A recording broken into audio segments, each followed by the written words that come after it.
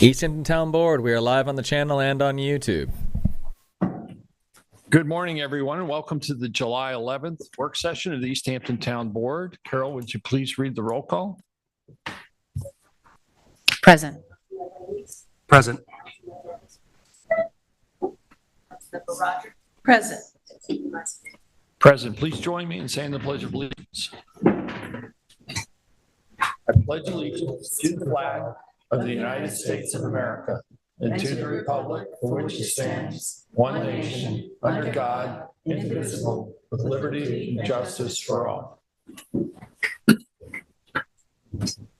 Today, we have a rather busy agenda, which will start with a public portion where any member of the public may address the board on any topic. We ask that you please keep your comments to 3 minutes or less. That will be followed by new senior center HVAC mechanical system with R2 architecture, food scraps compost pilot program introduction, Brooks Park management plan, the Gardner Milk Cottage management plan, forests of East Hampton vegetation study, and draft amendments to the zoning code, chapter 255-111, purposes of zoning. And that'll be followed by liaison reports, and we do have a few resolutions to approve today.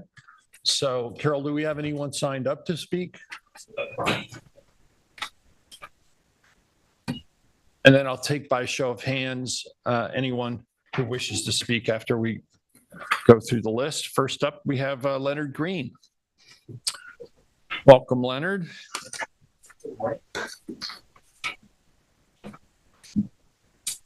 Good morning, and I wanted to address the zoning amendments that you're considering.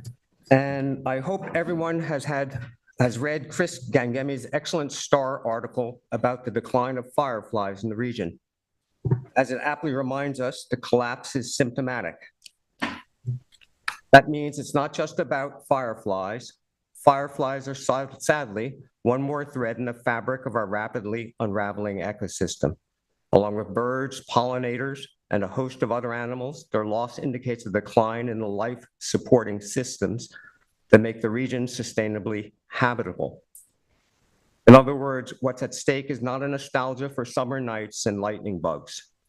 It's the health of our watershed and a resilient ecology in a time of accelerating climate emergency.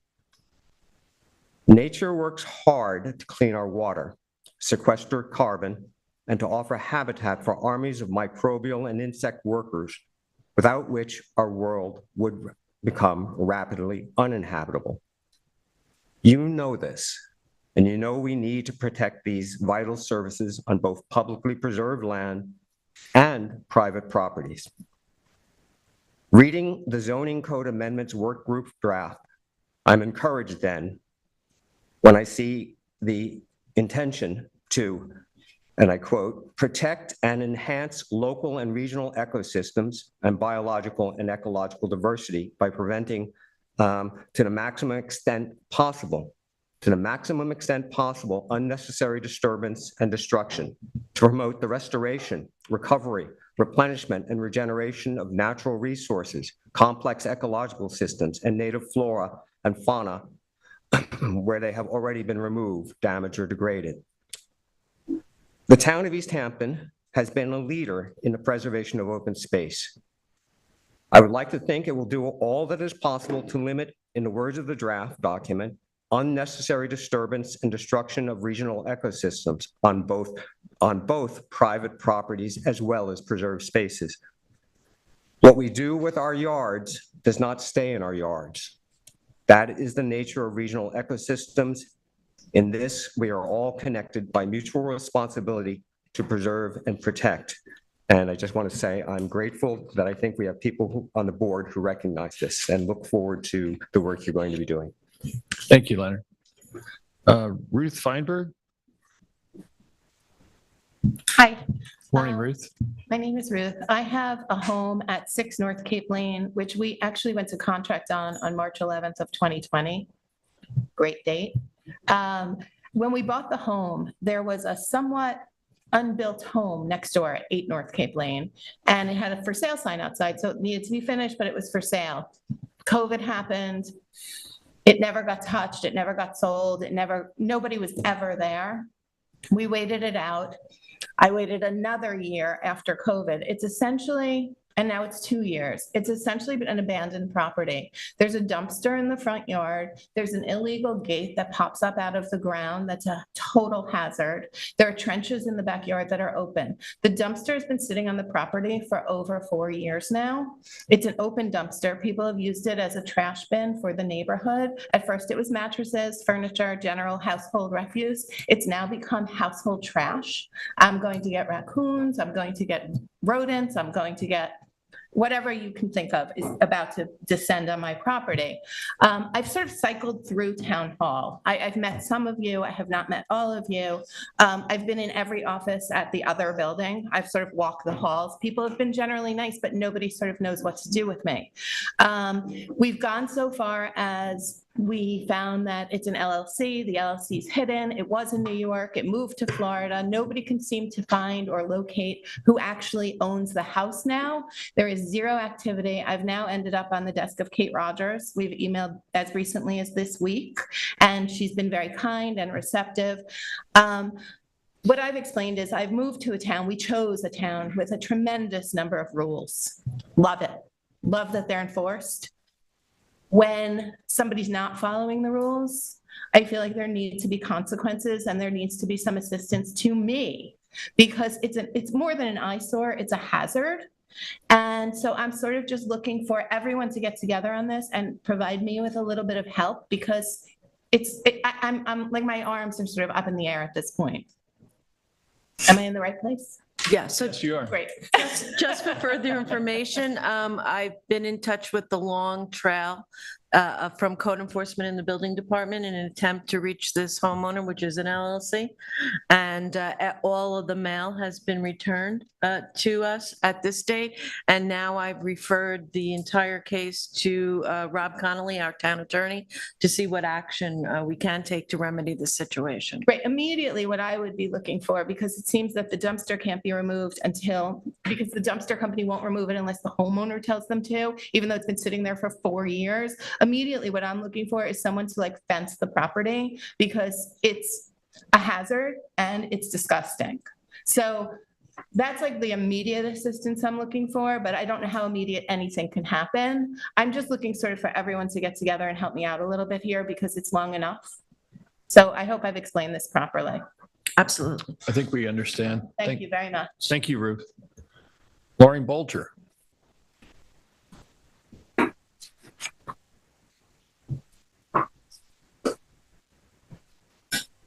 Good morning, Lauren. Good morning. I'm here to talk about communications.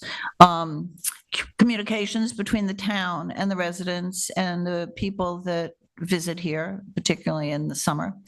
I started thinking about this at a recent CAC meeting. We had Joe Palermo from the building department come and explain to the CAC what the building department does and the processes.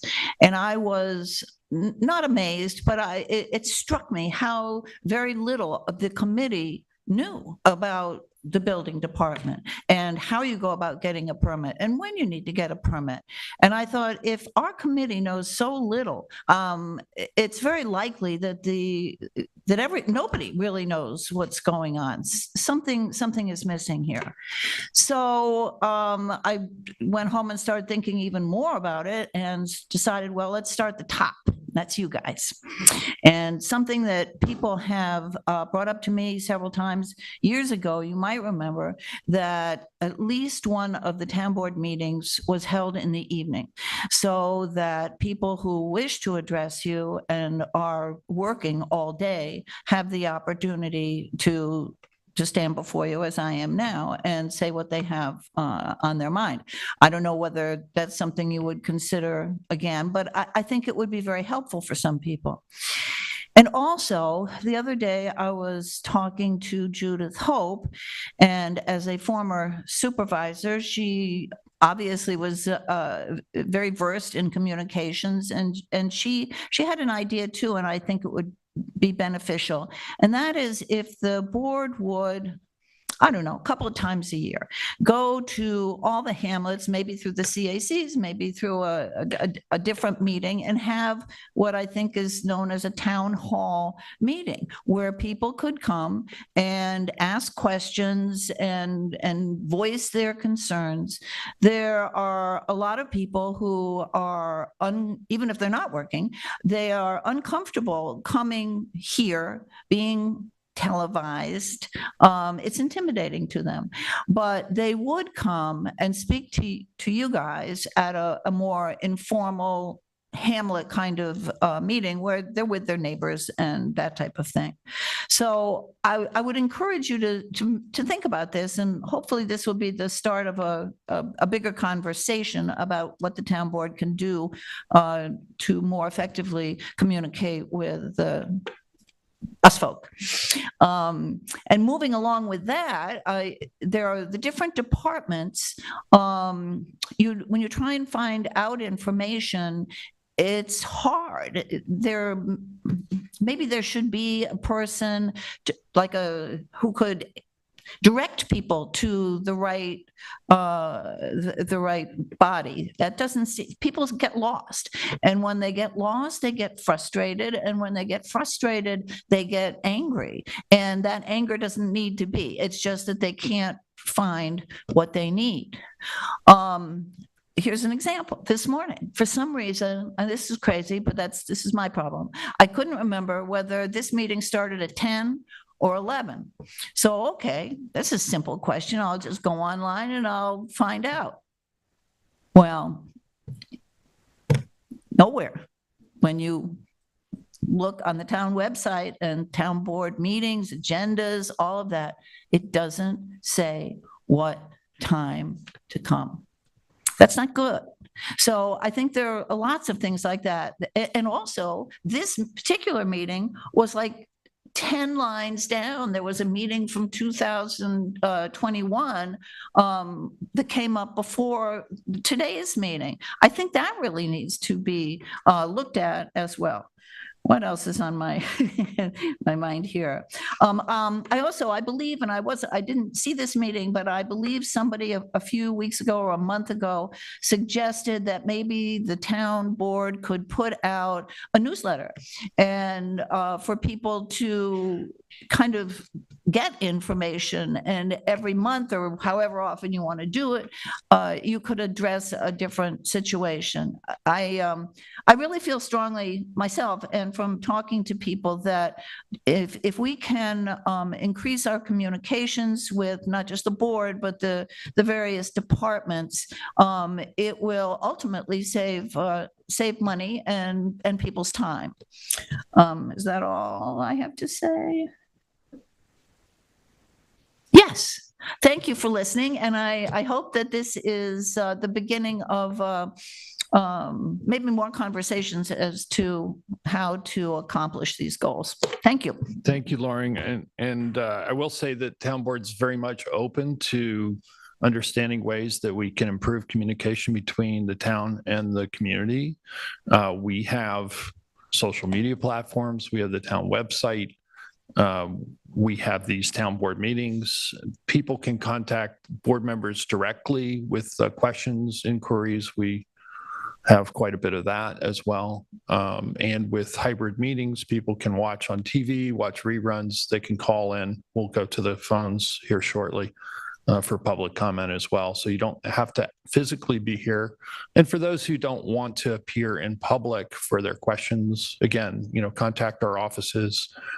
Those phone numbers, emails are listed on the town website, and we're very receptive to folks who want to get in touch with us. But if there are ideas within the community, you mentioned a newsletter. We're actually working on a newsletter to be published and have a town-wide mailing dealing with the number of issues, talking about the work that the town board's undertaken, various building projects, as well as rules and regulations.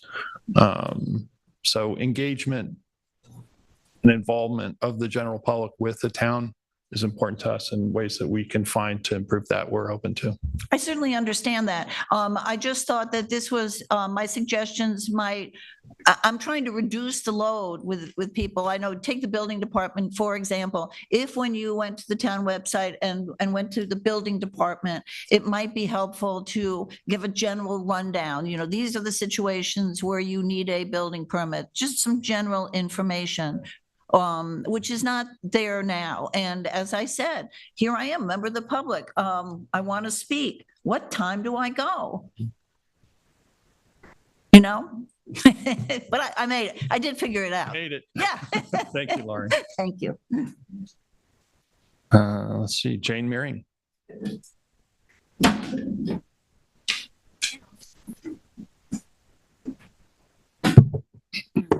Will you indulge me with 1 extra minute over the 3 today?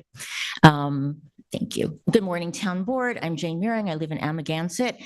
I'm a member of the East Hampton Town Energy and Sustainability Committee. I'm a member of the Town Litter Action Committee. I'm a member of the Amagansett Citizens Advisory Committee. I'm vice chair of the LVIS Landmarks Committee. I'm also a property owner in this town. Let me rephrase that. I am a homeowner. East Hampton is my home. And being a homeowner brings me important rights, but more importantly, ownership puts upon me responsibilities, not just to the small parcel I have the privilege to tend, but also responsibilities to my neighbors, the community, the land, and to nature, of which we humans are only but a part. As I understand that the legal and legitimate purpose of zoning code is to balance the rights of the individual and interests of a few with the responsibilities of stewardship and the well-being, resiliency, and sustainability of the community, and to sustain the enduring value of the land over many generations and decades to come. Most recently, on May 6th, I was asked by this board to join the newly formed zoning Code Amendment Working Group. I take that membership very seriously. So I want to acknowledge here in public portion, item F on the agenda today, draft amendments to 255-111 purposes. It's a detailed document for the board and the public's review. I want to take 35 seconds to shout out the section titles because I think they're important in the draft. A, orderly growth. B, proper use of land. C, aesthetic attributes. D, character. E, protection of hamlets and neighborhoods. F, housing affordability. G, town sustainability. H, coastal resiliency. I, climate. J, clean water. K, natural resources. L, historical resources. M, open space. N, safety and health. O, density and congestion. P, appropriate review. Q, last but not least, property values. I think the proposed amendments to 255-111 are important for 2 reasons. It brings the purposes section in much fuller alignment and compatibility with the comprehensive plan as originally adopted. And second, it evolves the purposes to be more, to incorporate and comport with the other plans that have been adopted into the comp plan, particularly addressing the stark realities of climate, the most pressing need of coastal and townwide resiliency, and the existential threat of the staggering community housing shortage we face. As a member of the working group and as an engaged member of the community, I would like to say I am happy to see this proposal brought to the board and the public's attention transparently early in this process. But as an engaged member of the community, I will also observe to you that though we talk about compatibility of the purposes with the comp plan, it's difficult to see how most of what is being developed, redeveloped, or built on the land in this town in more recent years is actually compatible or consistent with those purposes, objectives, and obligations. So the task from here, it seems, is to find the appropriate and rational way via the provision of our town land use and zoning codes to ensure that the as-built environment aligns with the actual environment and the town purposes. It's hard to think that anyone will object to anything in A through Q, isn't it? Who will say no to natural resource protection or protecting the beauty of this place? And I mean, is there anyone here who really doesn't care about the bees and the breeze and the trees and the fish in the seas and you and me? But history and the Star Archives remind us that the process of amending zoning code becomes the hottest of hot political hot stoves. Invariably, it does become contentious, and sadly, it often veers to the litigious. So to conclude, here in public portion, in addition to speaking to you, board, I appeal to the public, to full-time residents, seasonal residents, local business owners, all visitors who care and love this place. Please engage directly, early, often, and full-throatedly in this process to evolve the code and restore balance to the town. Thank you. Thank you, Jane. I'll take by show of hands anyone else who wishes to address the board in public comment at this time. Yes, sir. And then to the back. And Jameson and Laura. Hi, I am Perry Burns. Jane said it beautifully. I've lived out here for 35 years. I've been a teacher here for 30 years. She said it beautifully in many ways. So I just wanted to touch on a couple of topics. One, I want to thank you for looking at revising the town building zoning codes. And I just wanted to hit a couple of topics based on my experience here. I'm a teacher and an artist, as I said. In terms of teaching, I've taught at the Hayground School, which is in Bridgehampton, but I think it applies to all schools out here that 75% of the teachers in this school, in my school, don't live on the South Fork because they can't afford to. So some of them come for hours away at 4 in the morning. They get to school at 6 in the morning because they have to try to beat the trade parade. So we're all familiar with the trade parade that has existed for well over a decade. And I just think it puts an extremely undue burden on the workers in this town. You know, the workers, whether it's the landscapers or the teachers or the yoga teachers or, you know, that's really the heart and soul of this town. And if they can't afford to live here, we have no town. So not only affordable, but reasonable housing, I think, has to be one of the many priorities that you look at. Another is unchecked development in this area. It's already happening out here, but, you know, I can think of a couple of places where you can foresee what's coming. One is in Watermill. If you look right on 27, you see these 8 gigantic buildings that are being built on 27. And at first, when I saw them going up, I thought, great, they're building affordable housing, but it's not. It's luxury townhouses that, again, not only put a blight on this landscape aesthetically, but, you know, again, tax our you know, all of our utilities, our roadways, everything out here. And that's what is coming here if development is unchecked. And you already see it on the oceans side. You know, one place I think of, if you've ever been to Sarasota, Florida, it's a beautiful town that's on the water, but every single building is trying to get bigger and bigger and bigger to take advantage of the view over the next building. And that's already happening here. If you look at 2 Mile Hollow Beach, what was vacant dunes 10, 15 years ago is now gigantic hotel-sized houses. So I just think the town really has to look carefully at, you know, we cannot stop people from coming out here and wanting homes out here. It adds to the life and vibrancy of this place, but we can strictly check how development and where development is done. So I think the town really should consider closely looking at all that. Thank you very much. Thank you, Perry. Jameson and then Laura.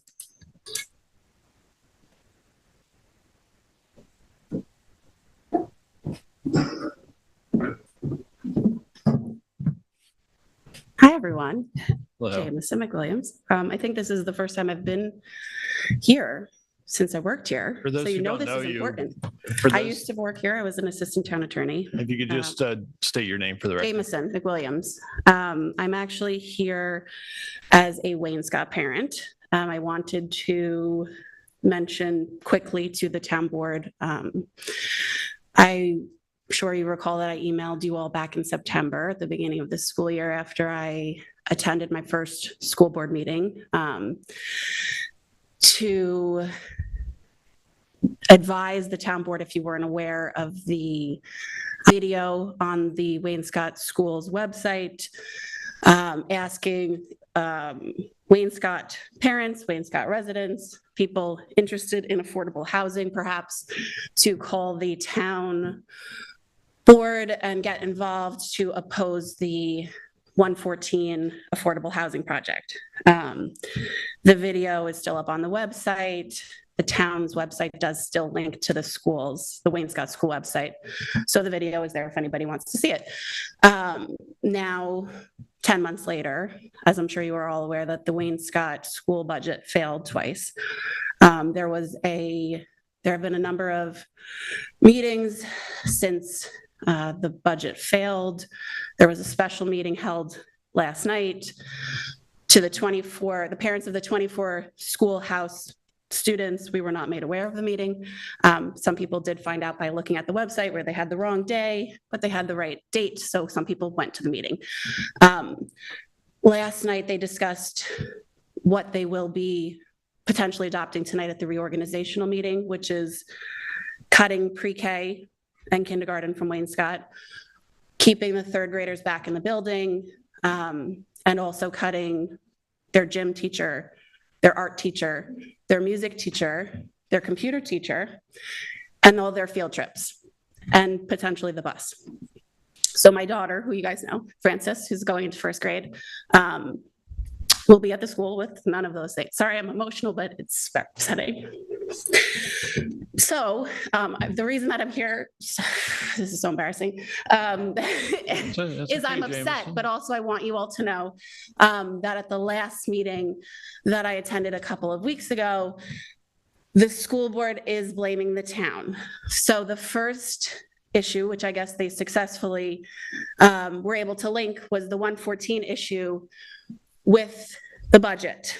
They said that if 114 was successful, the schoolhouse would cease to exist because they cannot house the additional students. In my opinion, they linked those two issues, and perhaps that's why the budget failed. I don't know, but it was proposed by the school board that the additional reason that the budget failed was because the town has failed to regulate the code violations within the hamlet of Wayne-Scott.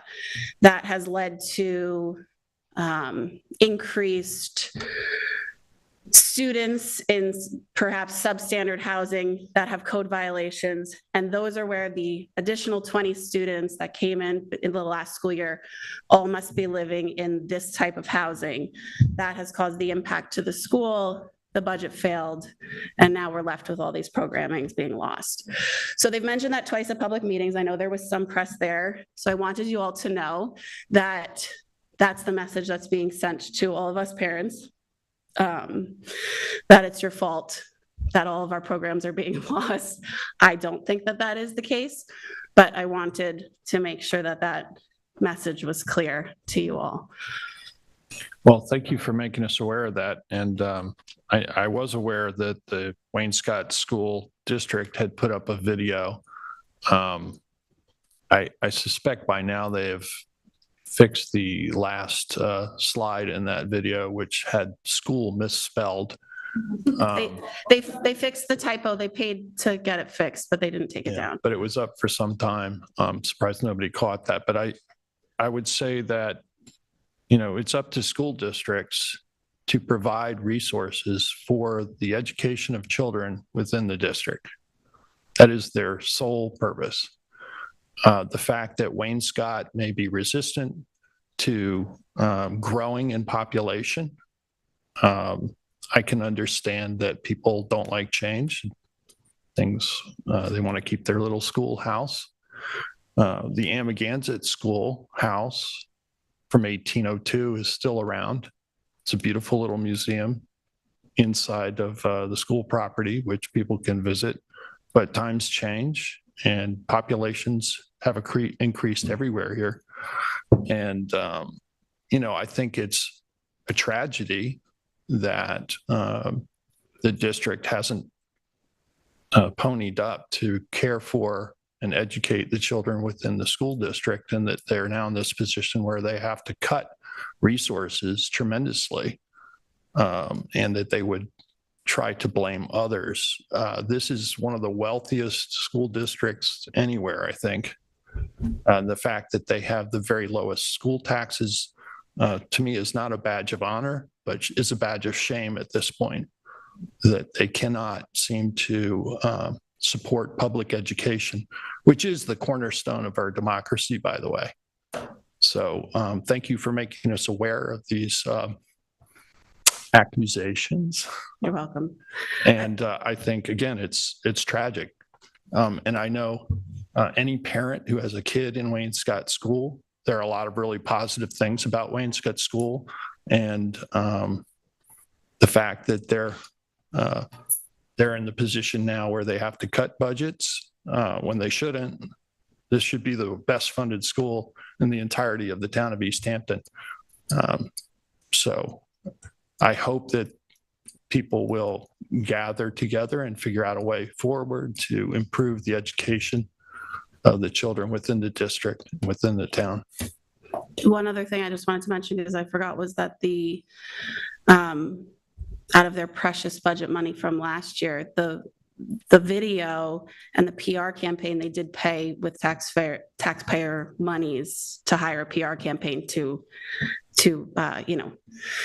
fight against the 114 project. So there's that. And then also, I'm not suggesting that, I think that it's the worst thing that the town board could take in the public and code enforcement to go after these alleged housing violations. I think if anything, it just shows that we do in fact need affordable housing. And imagine if these children that are allegedly living in these unsafe, overcrowded conditions had something like a safe, affordable house on 114 or otherwise to live, so they could go to school, with like a good night's sleep behind them. So that's all. Thank you. Thank you, James. Laura, did you want to address the board?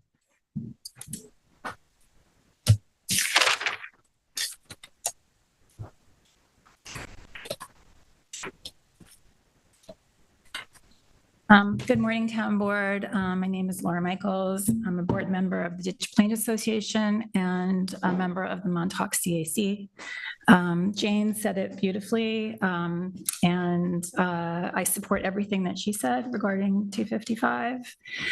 I want to let you know that the Ditch Plains Association is in full support of the draft purpose of the 255-1-11, which we have reviewed. For years, we have watched our hamlets, and it's not just Montauk, it's everywhere. We are very supportive of all the hamlets that expand out of control without a clear plan for growth. And we are thrilled that you have heard the public outcry and have begun your diligent, thorough, and thoughtful review of 255, and it's not a small task. And so we really commend you on taking this on. It's going to be, a nice hard road, but I think it's going to be well worth it. After the review, and I always get a little bit into the weeds, so there's one added bullet that I would like to make a suggestion on, and that is in number J, which is the clean water section of the draft purpose. And it would be to place emphasis on the need to remedy the negative effects on surface and groundwater, oceans, bays, and wetlands, harbor protection overlay districts caused by antiquated and inefficient septic systems, as well as high-capacity commercial cesspools, which are no longer legal in Suffolk County, and to foster the upgrade to state-of-the-art wastewater treatment systems. There are a tremendous amount of large-scale commercial properties that continue to have these commercial cesspools that are outlawed in Suffolk County. And, even in Lake Montauk, establishments have turned over multiple times, and they're on harbor protection overlay districts, and they've expanded their use, and their septics are still old and antiquated and polluting our water. So I don't think anybody would ever disagree about the need to make those upgrades, including those people. So I think that that's really, really important. Also, the use of pesticides. We have, a very big problem with pesticides that are going into the water. They sell Roundup here in all the stores. Roundup should be banned. So I think that's an important thing to address as well. And that's it. Thank you. Laura. With regard to pesticides, the town has no authority to regulate them. We've attempted that in the past, and that is up to the state of New York. It's insane to see the quantity of pesticides used in Suffolk County alone.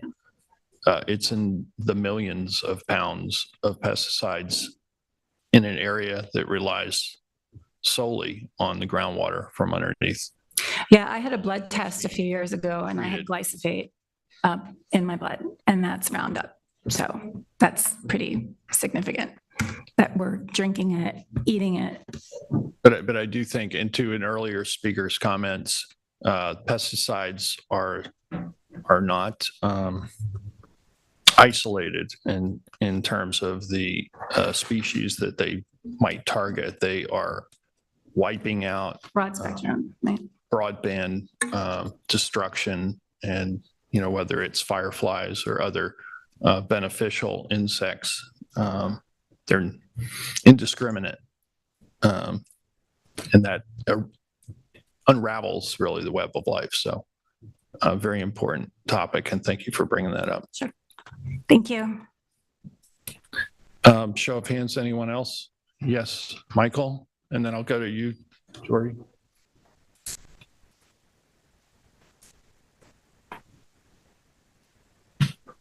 Morning, Michael Diesenhaus. I'd like to speak in support of the town board courageously taking on the zoning. It's a piece of infrastructure. It's like the lights, it's the water. Everyone who's listening to this, everyone who's here is on some level a town nerd. They've heard people struggle about pesticides, about how high seawall should be on construction. At the end of the day, it all comes down to the core business of East Hampton, which is real estate, followed a little bit by tourism. And we've seen the planning board, the zoning board, town board struggle with each of these topics. And if you watch it long enough, you realize the town lacks the tools to often deal effectively with these big issues. And so I have to say, congratulations for the courage for taking this on. Obviously, big kudos to Kate Rogers for leading this. I guess the newest member, they put you up in front. I think I left. Well, I can tell you where to get a good flap jacket. But really, this is like all infrastructure, people don't realize how important this is and how core it is. And so I read the first chapter. You're taking on all of it. And I hope the quality maintains. It's a great start. And I hope everybody pays close attention to this, because it really is going to affect everything that anybody is interested in the town and the issues of the town of East Hampton. So thank you. Thank you, Michael. And Jordy Marks.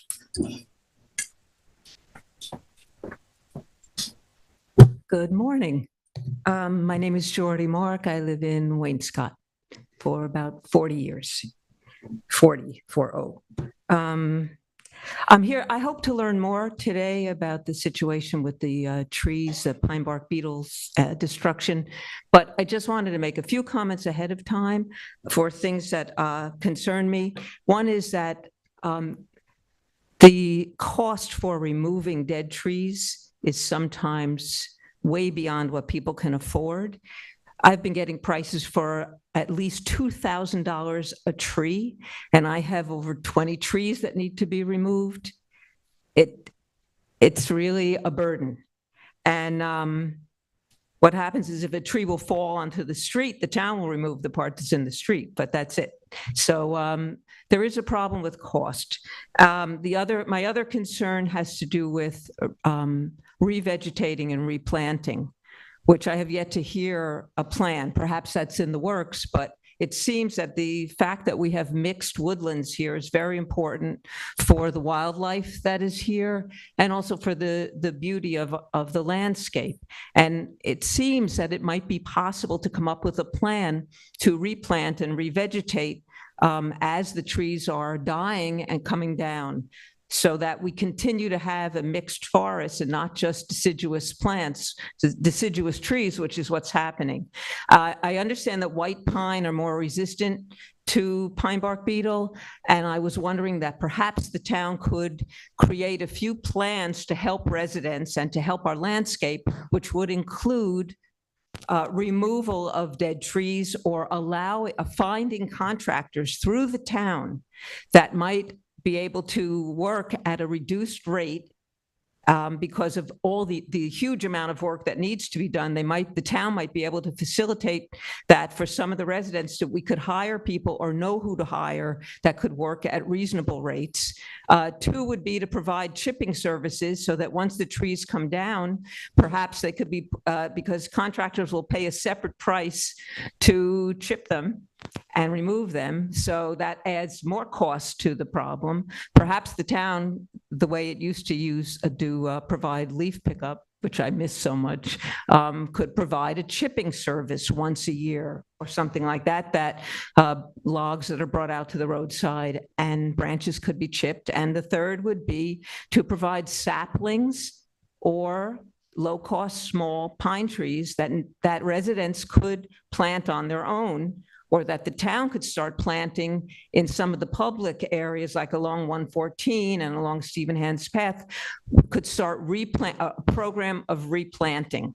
So I'm hoping that these topics will be covered in the what we're going to hear today. And if not, I would encourage the board to consider that.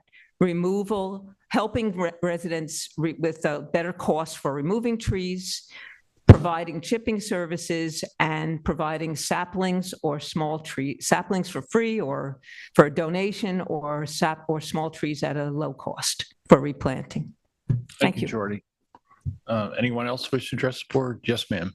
And then to you, Janet.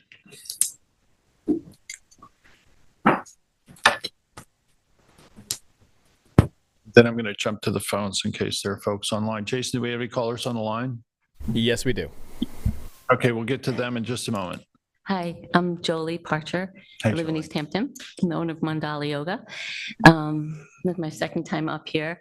And I wanted to start by saying thank you to all of you for making a special group to look at the zoning code. As I've been telling people about it, announcing it and talking about it, almost everybody says, isn't it too late? That's the main comment I hear, isn't it too late? And the purposes are written so beautifully and they match the comprehensive plan, and everybody says, yeah, but isn't it too late? And I think it's like climate change. It is too late, and of course it's not too late.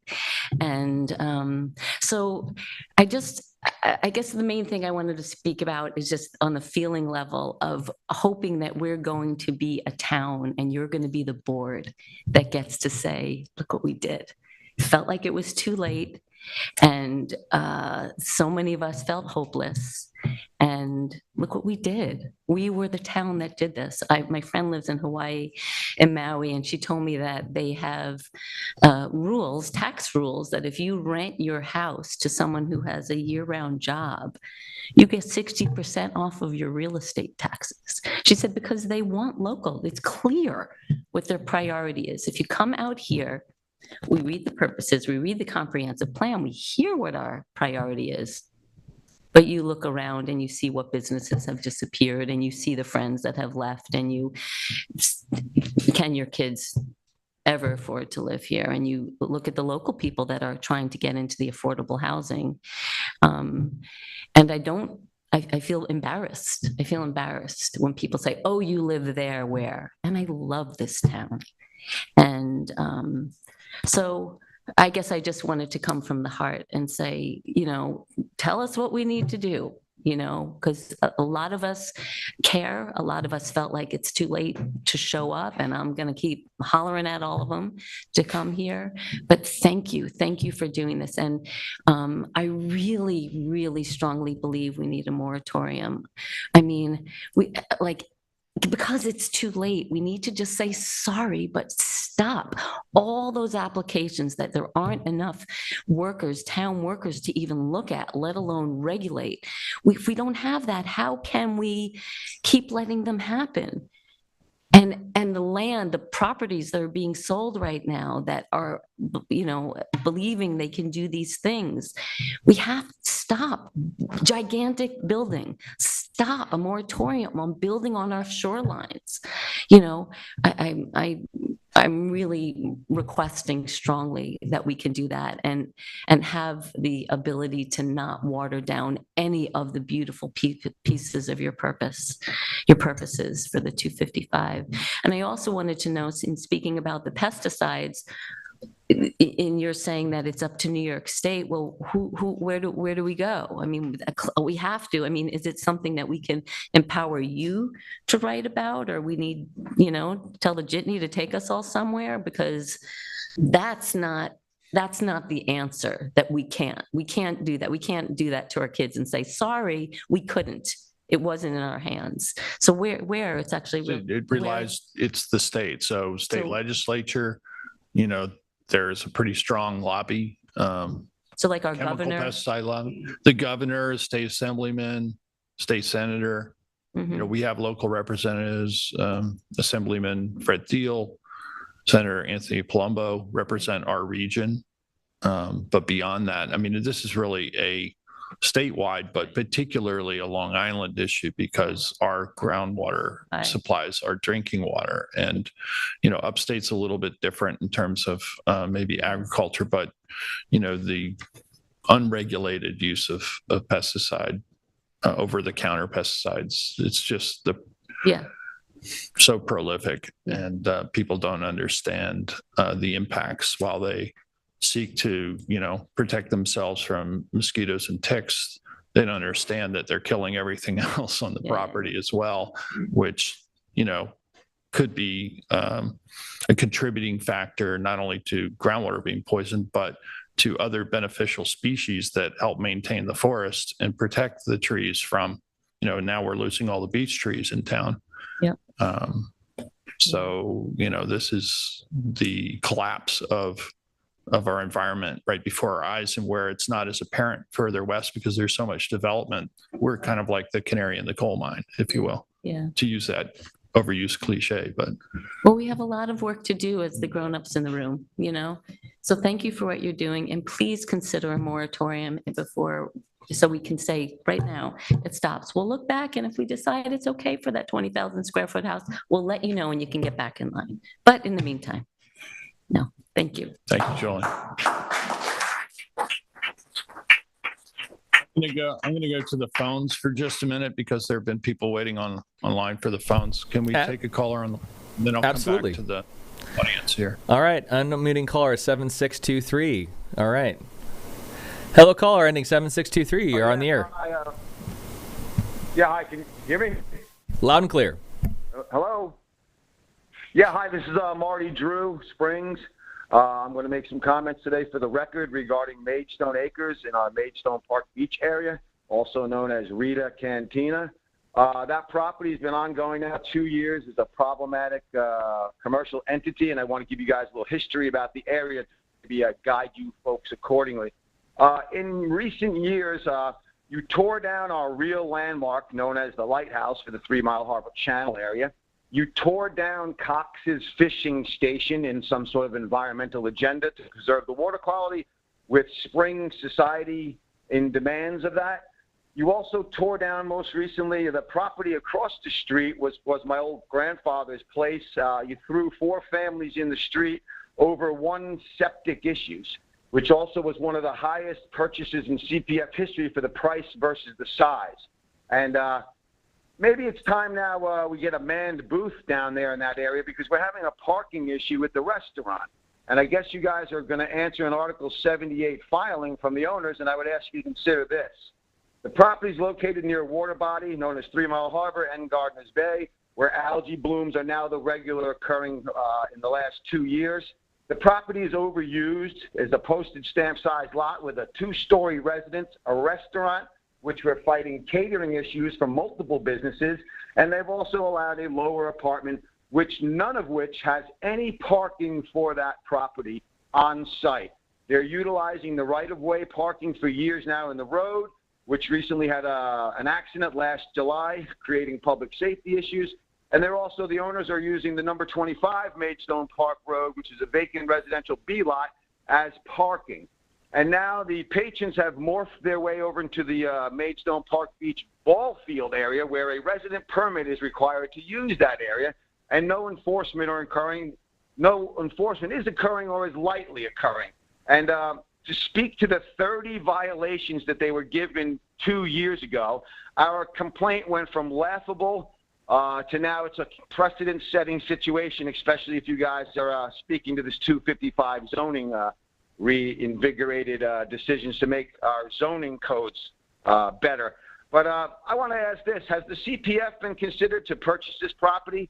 Apparently you've torn down the one across the street over one septic issue, and now you guys are considering allowing 9 Japanese septic tanks to be placed on the newly merged residential lot that got merged just recently into this commercial footprint. And then the reality is there's still no parking to speak of for any of that facility. So we want to know where we're heading with this, because for 2 years now, there's been no adjudication in the courts. The owner, James Girardi, has been granted numerous adjournments while they continue to line their pockets and destroy the quality of our neighborhood, the quality of our life. And I'm just wondering if the CPF purchase will finally be considered to end this commercial nonsense, because our lives matter more than greedy owners lining their pockets while they violate all the known laws. So I'm thinking you guys have an Article 78 to answer, and our lawyer asked us this. What would you ask the town to consider in that situation, or the judge perhaps? And it would be to make them adhere to the letter of the law. So let's all be clear in the fact that they're never going to have any parking to sustain a restaurant.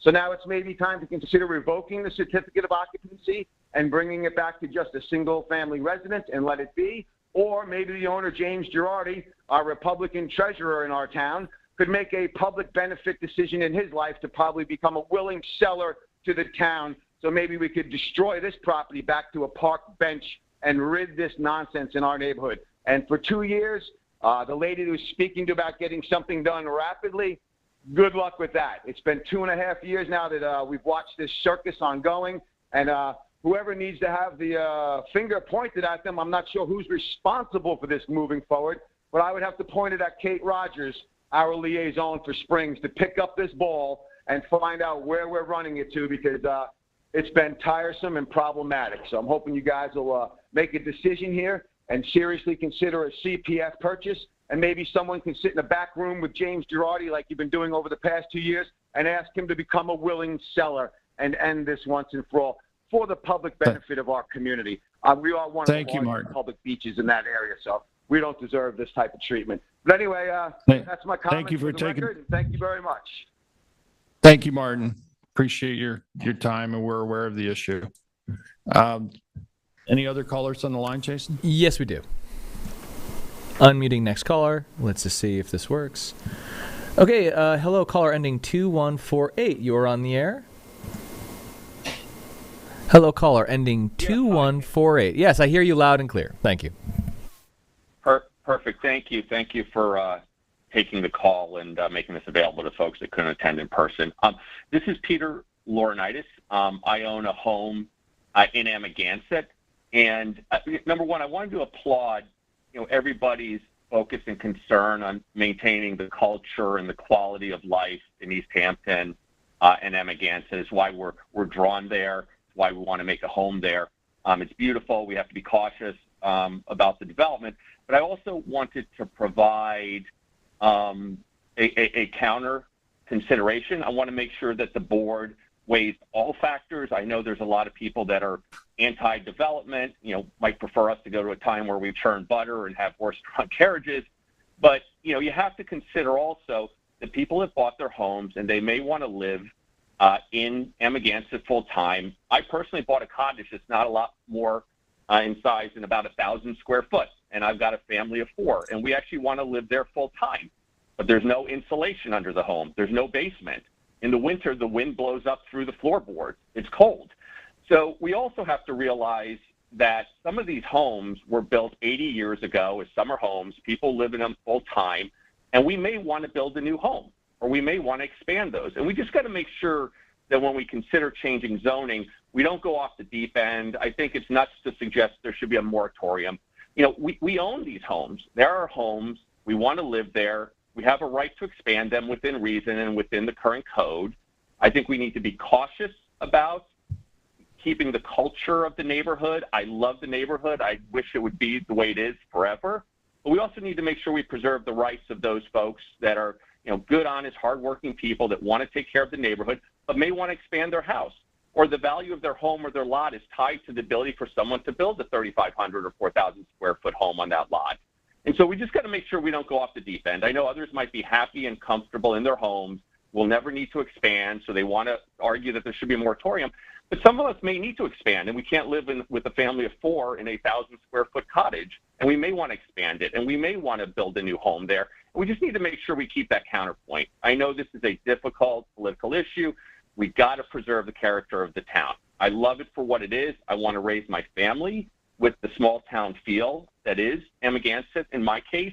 But we also just got to make sure that, I guess, the board hears the counterpoint from everybody, not just the squeaky wheels that are on social media suggesting we should stop all development. It has to be prudent, but it has to be allowed. The value of our lots is tied to the ability for somebody to potentially to buy your lot and build a house.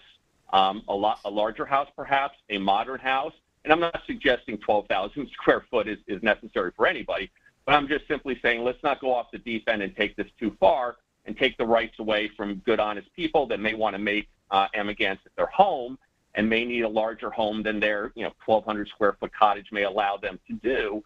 So let's not take this off the deep end. Let's be balanced. Again, I appreciate everybody's input. I appreciate those who spoke before me, and I value their perspectives, and I think their heart's in the right spot. We got to preserve our community. But I just want to provide the counterpoint. Let's not take it off the deep end, and let's be balanced and fair about this. Again, the value of our property is tied to the ability, perhaps, for somebody else to build a larger home at some point in the future. We bought our homes with that understanding that we had that right with respect to our homes, and so we just want to make sure that we don't take this off the deep end. That's all. Thank you very much, Board. Thank you for calling in, Peter. Appreciate your comments. Jason, do we have any other callers on the line? Yes, we do. Let me unmute them right now. Give me one moment. Let me find the right. Yeah, I feel that on a fundamental. Okay. Hello, caller ending 0299. You're on the air. Thank you. Yes. Good morning, Town Board, Supervisor Van Scoyoc. This is Carolyn Logan Gluck. So I hope you're okay. I wanted to shout out for creating the Zoning Code Amendment Work Group, and especially to Kate Rodgers for leading this. The idea that finally a town board is willing to take the big leap and take on the topic of updating the zoning code, chapter 255, which is long, that's news. The comprehensive plan is a terrific plan. 2005, it's almost 20 years old. The zoning code that did reflect that plan worked really quite well for quite a while. It's become apparent now that we need a revised code.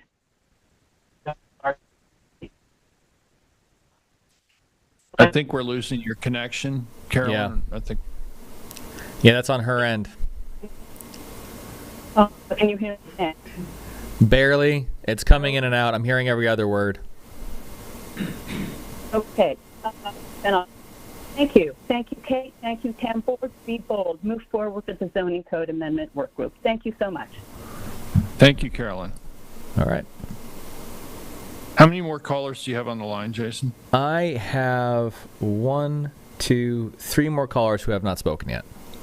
Okay, let's move on to the next caller, please. And then I'll go back to the room for anyone else who wishes to address the board. Hello, caller ending 0410. You are on the air. Hello. Yeah, hi. Can you hear me? Loud and clear.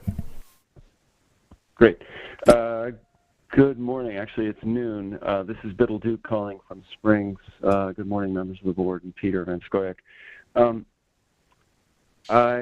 I'll make this quick because I think you guys are probably running out of time. But I do want to. Actually, I was going to call in about the zoning work group that Kate is leading, and thank her for that. Before I do, a quick comment about Lauren Bolger's remarks.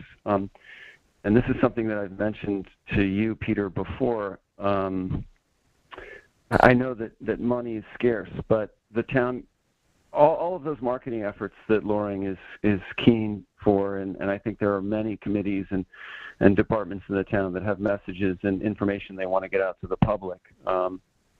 Ideally, all of that would go through one person.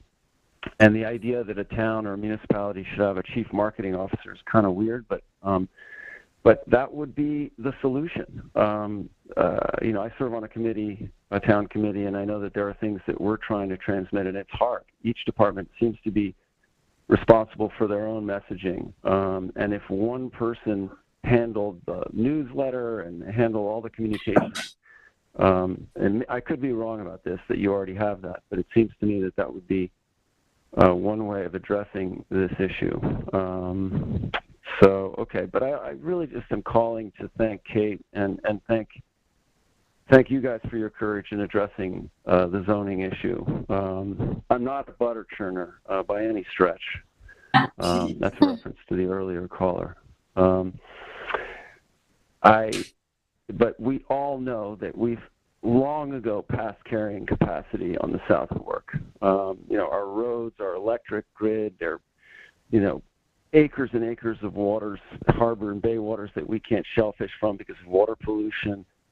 Erosion and coastal resilience is a huge problem. Sewage is a huge problem. Our carrying capacity has been exceeded long ago. And that's because of the size, the scale, the extent of development out here. Taking that last caller's point about not standing in the way of private property ownership, I understand that, but I think we do need to address this issue from all perspectives. All the speakers are in the earlier portion of this meeting, I think, spoke perfectly about this, but I just am calling to say thank you to Kate and to the working group, and to also say that the purposes in this most recent document are spot on. They absolutely address my concerns, and I think the concerns of many in this community. Thank you. Thank you for calling, Biddle. Okay, unmuting next caller. Hello, caller ending 7877. You're on the air. Hello. Hi, it's can you hear me? Loud and clear. Yes. Great. Hi, everybody. It's Cray Van Sickle, president of Springs on the Energy Sustainability Committee and a real estate agent for 30 years.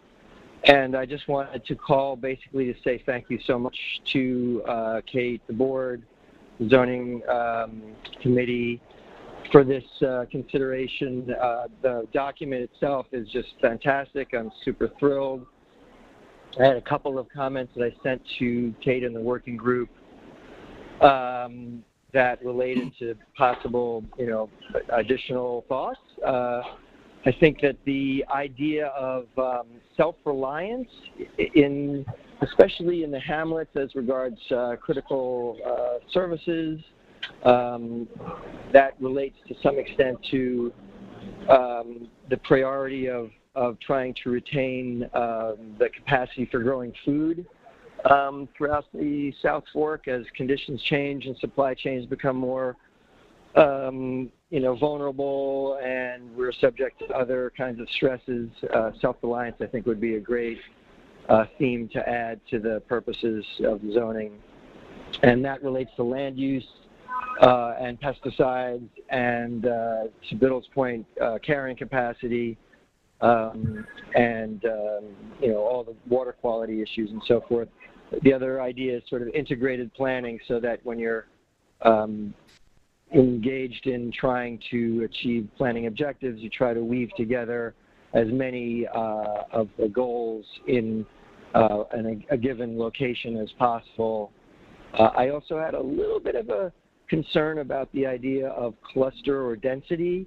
I think that density with open space is actually to be embraced, where you know, versus sprawl.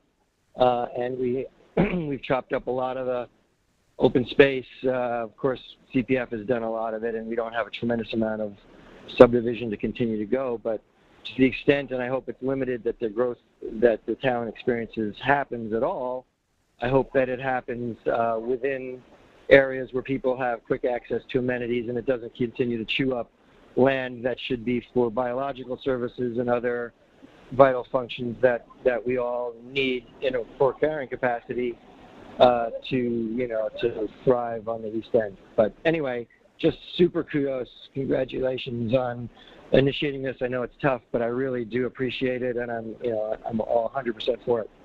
Thanks. Thanks for calling, Cray. I'm muting the next caller. Hello, caller ending give me a second. 4522. You're on the air. Hello. Hi, this is Melanie Hayward from Wainscott, and I'm calling to talk about what Jameson addressed before the school and the state of the budget and what the situation is at large. I, too, contacted the school when my daughter was approaching the beginning of kindergarten about the video that they had on the website. I wanted to express my concerns about the video being there on the homepage of an elementary school website, and also understand their perspectives about why, development of affordable housing within the district would be so tragic as the video communicates. Those questions and the invitation to dialogue were not well received, but we did engage, and it became pretty clear that the school did not have any plan for accommodating any increase in student population, whether that's from funding that they would need, or program changes, or facilities expansion. I even offered to form a committee of parents, administrators, board members that could explore all of the potential options and make plans against those options that were in line with, the vision of the community. I was told that I should run for school board if I wanted to weigh in, which I did, and unfortunately lost. But we're in now, like, what is I would call a tragic situation. As Jameson described, kids won't have access to pre-K unless they can afford to pay tuition for it. I mean, that is now, it's just a standard for education, public education at this point. Kids who attend the schoolhouse won't have music, art, gym. They won't have bus access. They won't be able to take field trips. Field trips are essential in that tiny little schoolhouse where they don't even have a gym. They go and do swim lessons in the wintertime. And they, go to arts programs since they have such a small facility. So, I mean, my family is now just in a panic mode. We're considering tuitioning our kids to other districts, which feels a little wild because they're going to spend 9 years of their education in those other districts anyway, but I might have to pay, $20,000, $40,000 a year to send them to those schools. And I know that that is a privilege to even be able to consider paying that money. It would drain our savings, but we have savings. And I know that we are not in the same boat as many of the families in Wainscott. So I know that you're aware of the issue, and I thank you all for, all that you're doing. And I'm very excited to hear about the zoning code updates. But I know that the school district is a separate entity from the town, but I guess I'm imploring you to do anything you can to see if we can find some relief in this situation, whether that's bringing school boards together to discuss, do we need to be charging families $20,000 if,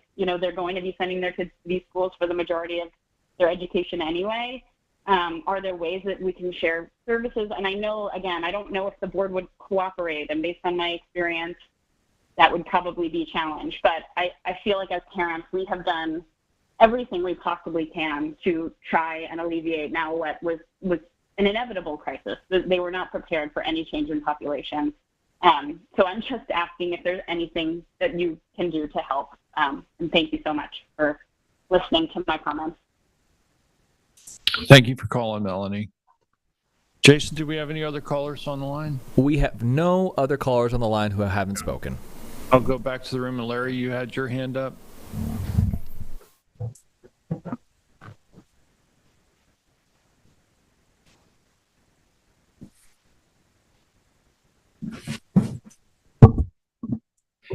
Hi, my name's Larry Kane. I've lived in the town for 40 years. My wife and I have raised our 3 children in town. And like everyone in the room, I love this town. And the reason I moved out here 40 years ago is for the woods, the pristine water, the beaches, the uncrowded street, the beautiful town, all of the reason that all of us are here. I commend you for taking on zoning. It's a very complex issue. But when we take on zoning, I think we have to take it on as a group. 2 months ago, I tried to attend the meetings that started and was told that they were internal meetings. And I think this was a bad way to start the process. I think we have a lot of smart people in this town, a lot of people who respect and love the town, and we should listen to everyone. Possibly these meetings should be in the evening when people with full-time jobs could attend, and we should listen to everyone. That's what I'd like to say. Thank you. Thank you, Larry. My understanding is that any committee meeting that's held in this meeting hall or whatever would be open for the public to at least attend and listen. There may have been some internal meetings with staff originally that aren't open to the public, but I think going forward, the open meetings law provides for attendance of the general public to committees. Again, Actually, Peter, I researched that with the town attorney, and since there's no action being taken by this committee, it is proper as an internal committee. And what I'd like to do in order to be able to provide the public with a suite of changes is to work with the department heads and the folks out on the field and the folks that are on top of what they're seeing, particularly the building department, code enforcement, planning department, and then have I kind of going off of the senior citizen engagement process to have a deep engagement process, have evening sessions when we have something to propose actually in terms of actual changes to the code, bring folks in and then start an engagement process.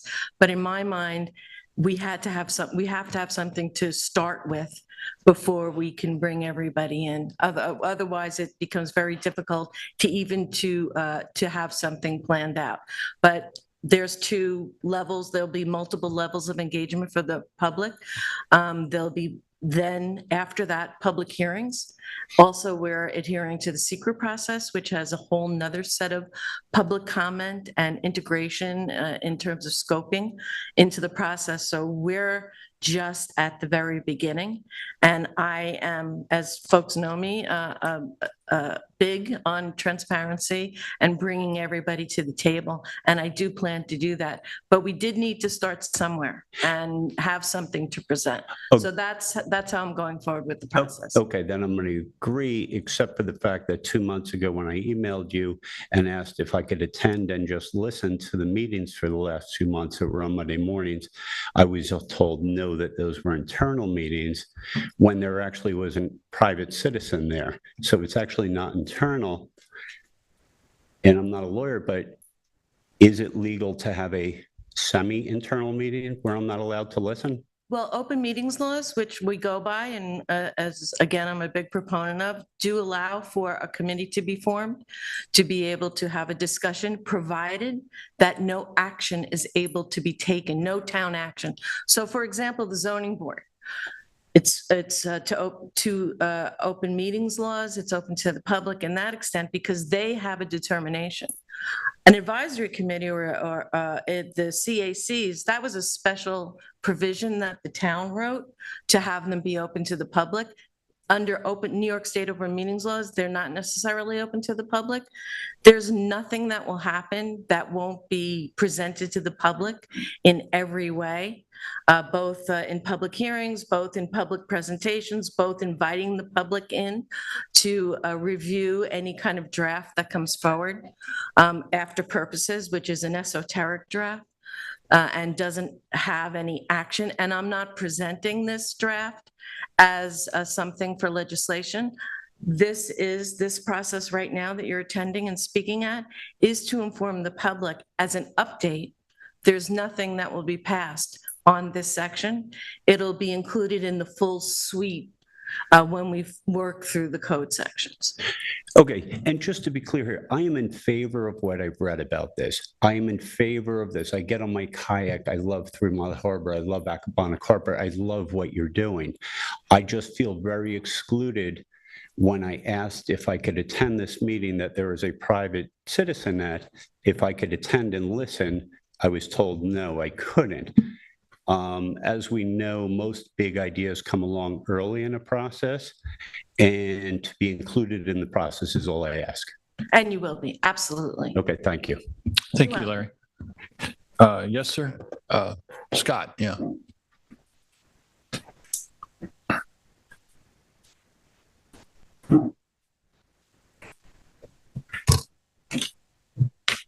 Good afternoon, East Hampton Town Board. My name is Scott Bluedorn, and I'm representing the Brooks Park Art and Nature Center.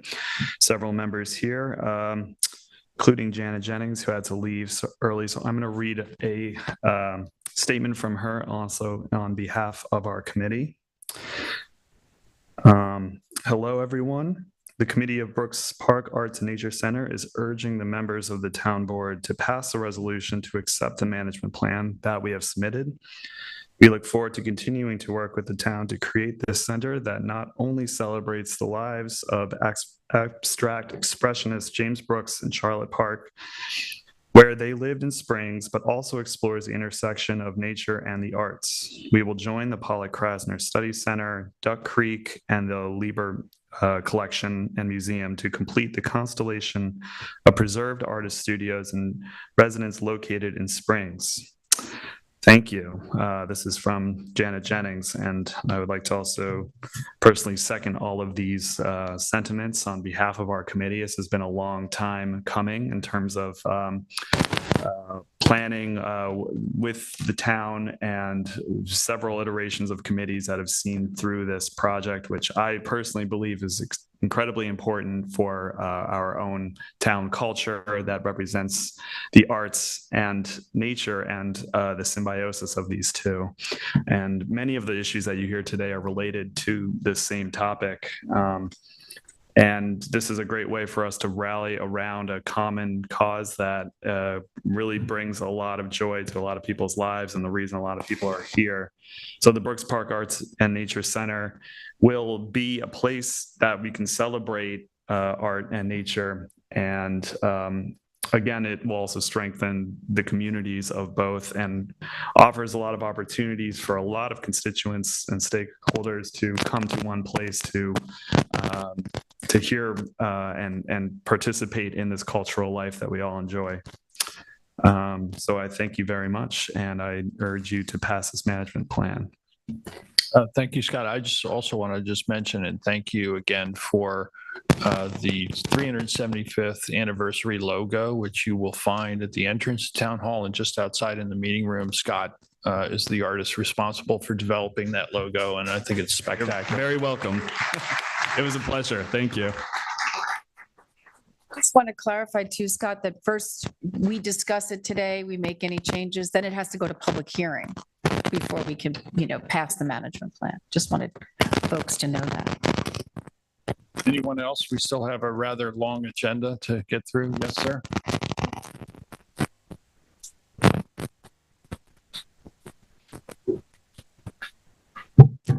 Hello, my name is Kai Parcher Charles. I'm an East Hampton resident. I'm sorry, could you just state your name again? Sorry, yeah. My name is Kai Parcher Charles. And I'm here in regards to the coding and zone readdressing.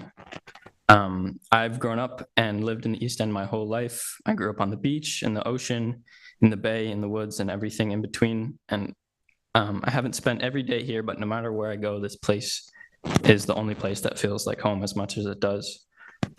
This is an important matter today. As we've heard, it's important because it has to do with how I've seen people use and abuse the land who do not call this area home the same way all of us do in the same way I do. And they don't wish to contribute to the community that we love and call home. Home is not a 10,000 plus square foot house. Home is not a mansion in the dunes. And every year, one lot after another, a home is swallowed up and transformed. I ask you today to consider the needs of the year-round community and the needs of the natural community we live alongside in preserving and maintaining this beautiful place we call home. I suggest limiting the size of what can be built is one significant way to do so. Not fortresses, not a weekend party house, not a spec house, but a home. This not only affects the previously harmonious, natural, historic, and resilient use of land, but it also heavily impacts the affordability of housing. Today, I can't imagine being able to live out here, especially by the time I might want to find my home in life.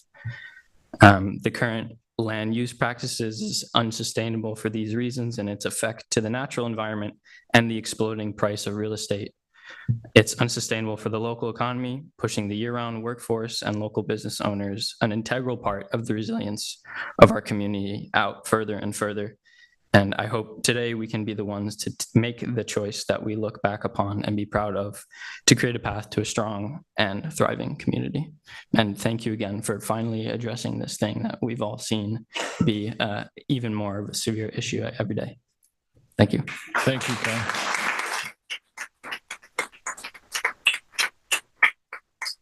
Yes, Marietta. No.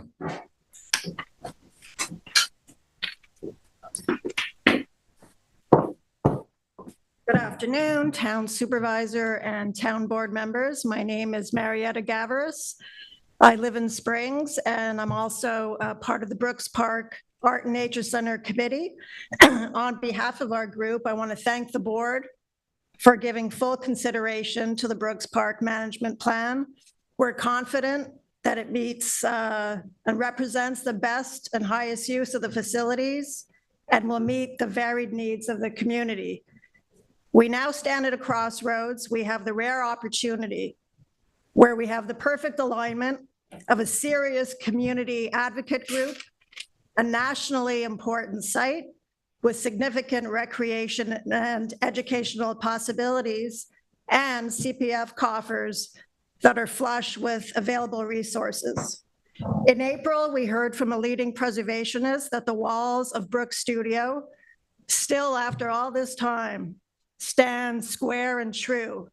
I urge you to approve the community's plan, and I don't know if it's scheduling a funding vote soon. And I'll just wrap up by saying that we miss a supportive and strong advocate for Brooks Park restoration, Councilwoman Overby, who is absent here today, and we pray for her full and speedy recovery. Thanks. Thank you, Marietta. Anyone else? Last one, Steve. Yeah.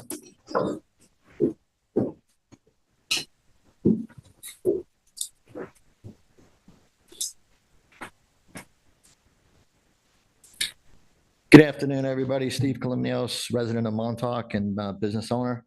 I just wanted to state that as a resident, as a business owner of the community, we support the efforts of preserving and protecting the community, but I need to caution and that in moving forward, you need to preserve and protect our community. We seek to preserve and protect our community, but I would like to caution you to have better and more open dialogue with the businesses of the community. I know that for whatever reason, I get inundated with phone calls from the business community. I don't know why they choose me, but they do. But everyone is questioning what exactly some of the items within some of the resolutions that we have. We have a grant application for LWRP planning project. I'm sorry, Steve, could you speak into the mic a little bit? I'm getting a little hard of hearing it. Sure. Resolution 29707 says grant application for LWRP planning project, create a framework, draft model codes, and scenario planning to protect downtown economy. We're seeking $800,000 grant, which 25% of that is $200,000. That's all it says inside there. A lot of people are asking, including myself, what exactly are we seeking specific? What are the specifics that are being sought within that? I mean, it seems incredibly vague to seek $800,000 and not give a little more meat as far as what exactly we're looking to change within that. In addition to that, again, as a business owner, how does it impact, the business community? How does it impact us as residents? I've mentioned numerous times to David, to yourself, Peter, and many, many others, to have direct communication with the business owners within the community. I have never received that direct sit down where we could pull together groups of the business owners to have certain discussions on gauging, just having that communication on what isn't acceptable, what can be worked out between the town, between the businesses. It just seems like it's in back doors, and all of a sudden you get information like this, and nobody really knows exactly what's in it, especially when you're seeking $800,000 grant. I'd like to know what Steve, we do have a business committee, and this particular grant is for, again, funding so that we can work with the community and the stakeholders to develop that plan moving forward. So this is very preliminary. There's no agenda set in the seeking of the grant in itself, other than to move forward with coastal adaptation and kick off that next phase, which is engagement of the community. Well, Yes, I'll just say, as the liaison to the Waterfront Advisory Committee and the LWRP, that is the purpose of the grant. One, also with the CARP committee, representatives Paul Monty, Leo Daunt from Montauk Chamber of Commerce actually sit on that committee, and we're part of the development. So are they specifically aware of what you're seeking within this? Because that's not what I've been told directly by most of the individuals that you're talking about. So what we're seeking is we're looking at the long-term planning for not just downtown Montauk, but surrounding the infrastructure around Fort Pond Boulevard, Fort Pond itself. So Industrial Road, where we have a vital electric infrastructure, and to see how we can make sure that this is more resilient. But the part of the plan is to develop a robust engagement process with the business owners. There's nothing that can be planned out without the community being part of it. I can tell you. So we're just looking for money to be able to. Just let the councilwoman finish. Okay, We're looking for money to be able to do that. And I just want to tell you, I own commercial property. I own business. It's not like you're either one thing or another. Absolutely. So we want to look at how we keep that economic engine that is so important to the town, your business and everybody else's business in there, going and resilient to what's going to come down the pike in terms of climate change, which you are vulnerable to. Well, again, we don't need to be paid participants to have a sit-down discussion. I welcome the opportunity to sit down with you and have a discussion on the specifics of what is trying to be accomplished within that. That's all I have to say. I'm thrilled to sit down with you, Sure. Steve. I'm thrilled to get you in the process in the beginning. Hopefully we get the grant. It would be a great new start. Thank you. Thank you, Steve. Thanks, Steve. Anyone else? Okay, we're going to move on now and kick off the agenda. All right, past public comment. And the first topic of discussion is the new senior center HVAC system, mechanical system, R2 architecture. And we have R2 on the line. We should. Jason, Renette Yes. Riley. We have a bunch of people. Yeah, give me a second. So I've got, I have a lot of people in the waiting room. So, I just want to take a moment and thank those who are here participating in public comment today. It's great to hear directly from the public, and this is really what democracy is all about. So thank you for taking the time to join us today and let your opinions known about a variety of topics. I think this is the best engagement we've had in recent Jason, is it possible before we share the PowerPoint to bring the folks on so we can have them introduce themselves? Yeah, absolutely. I'm just going to stop. Oh, there we go. All right. Participant sharing has stopped. Ronette Riley, I apologize for asking. Who else may I add into this? I have 7 people in the waiting room, and I don't exactly know. It should be Renette Riley, yes. Steve So. I don't see Steve. Madhav Munshi. Yep. Lena Reef. Yep. And possibly Ryan Giblin. Got him. Okay, and I'll make sure that in town hall, everyone should be able to see a gallery view of everyone for a little bit, or a speaker view. And let me just go and reconfigure that for just 2 seconds. The controller's acting slow on me. Okay. We're waiting for Steve to be admitted. What's Steve under? Because I don't see him on my screen. Last name is TSOU. I don't see him. I got a Yumi Morokai. Okay, he might be under. All right, it'll be under Yumi. Right on. There we go. Well, that would do it.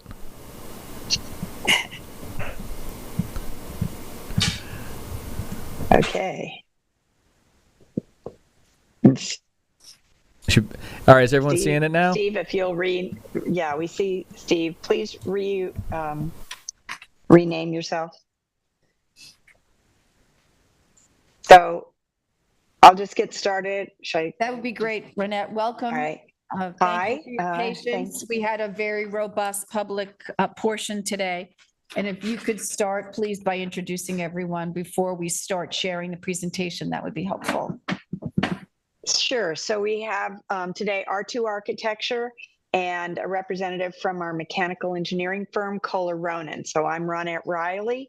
There's Ryan Giblin, Lena Reef, Steve Sue. That's our R2 Architecture group. And I'm going to totally mess up your name, Madhav. But oh, that's fine, Ronette. Hi, this is Madhav from Kohler Ronan. So, and today's topic is going to be about the system that we need the town to decide on that we go forward with in terms of our mechanical, electrical, plumbing system for the project. Great. And I'm going to give it to... Now we can share the PowerPoint. Great. And I'll give it to Steve, who will make the presentation today with Madhav's help.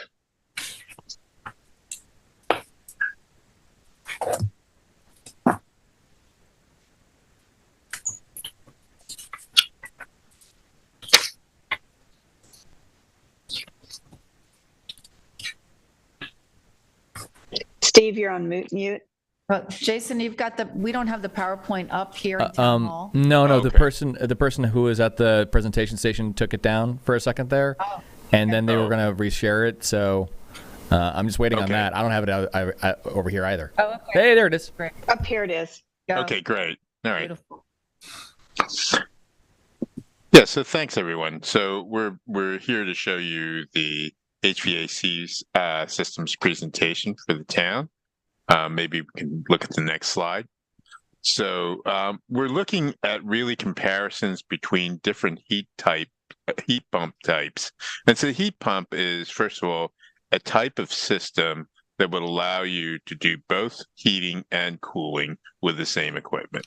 So within that, there's actually 3 possibilities that Kohler Ronan has proposed. One is geothermal, central water to a water heat pump. And so that's option 1. And that uses the ground as a heat exchange. It's split really between 2 different parts. One's a geothermal well that acts as the heat source and heat sink year round. And water-to-water heat pumps located in the mechanical room will deliver both chilled and hot water to FCUs, which stands for fan coil unit, that are distributed throughout the building.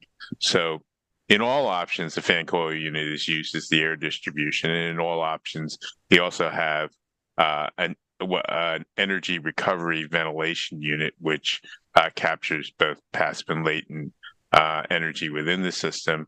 The ERV can be located either indoors or is roof mounted. The alternative to that first option would be 2 more conventional possibilities. One's an air-cooled chiller and heater. Okay, and that uses outside air as the heat exchange. And then chilled and hot water are provided via an air-cooled chiller heater that's located outside at grade. The chilled and hot water is then distributed throughout the building, mechanical equipment, and then individual FCUs fan coil units deliver the conditioned air to each space. The third option is what's called a variable refrigerant flow system, or VRF system. This uses an outside air as the heat exchange, and that air-cooled condensing units will be located outdoors at grade, and then the VRF fan coils will deliver conditioned air to each space. So that's just a basic comparison between 3 different heat pump systems. Okay, so then looking at the next slide, if you could put the next slide forward. This is really looking at pros and cons between the 2 different systems. So the single figure means the least amount of, it means the least. So in option 1, the geothermal actually takes up the most indoor space. The air-cooled system would be kind of in the middle, and the VRF would take the least amount of space. In terms of outdoor requirements, the geothermal would take the least, air-cooled would be in the middle, and the VRF would take the most. And in terms of capital cost, that's the initial cost, geothermal would take the most, air-cooled would be kind of in the middle, and VRF would be the least. Then there's, in terms of energy efficiency, there would be both air-cooled and VRF are roughly about the same, and geothermal would be the more complicated, would be less efficient overall. The maintenance. Steve, the other way. Oh, the other way. I'm sorry. The other way. I'm sorry. Geothermal Would is be the most energy efficient. Yes. Yes, it would be the most energy efficient. I'm sorry. Okay, and so then the maintenance requirements. This would require more maintenance. I was actually going to add a little bit. Sorry to interrupt. Okay, so go ahead. On the maintenance side, and when I sort of, I think we kind of on our end we flipped the script on this one. It's the other way around. With geothermal, literally, there's really not, except for the pumps, everything else. There's no real maintenance. The systems are really less maintenance intensive, plug and play. I would say between the geothermal and the VRF, they're fairly plug and play systems. I would, if anything, the air-cooled chiller, the chiller heater option probably has slightly more maintenance. But yeah, just that one little thing I wanted to clarify. Okay, well, thanks. So just to clarify that again, which requires the most maintenance? I would say option 2. Option 2 is I'm having a little trouble reading this chart though, because it says maintenance requires, and it shows 3 sets of wrenches for option 1, 2 sets of wrenches for That's 2. that should be it requires the most maintenance or the least? It's most efficient. What does that mean? So for this chart, the maintenance, we will send a correct revised graphic. Option 1 and option 3 should only show one icon, which means less maintenance. Option 2 has the greatest, more maintenance than the other 2 options. Okay, so option 1 has the least maintenance, as does option 3. That's correct. Yes. All right, so there's a mistake there in the. That's correct. Yeah. Okay, thank you. Okay, and then in terms of noise impact, okay, geothermal would have the least, air-cooled would have the most, and VRF would be somewhere in the middle. In terms of flexibility, then geothermal would be kind of in the middle, air-cooled would be maybe the least flexible, and VRF is the most flexible. Steve, can you define flexibility? What does it mean to have a flexible system? Well, flexible would be that we can add or control different things. So I think it gives you more options in terms of being able to handle that. I don't know, Madhav, maybe you want to. Yeah, no, that's correct. You're right, Steve. That was pretty correct. And the ability to move, the ability to add extra. If you in the future you got changing some configurations, internal changes, the ability to move piping around and between and using the system to meet your heating and cooling loads. I'll also add, this is a relative chart.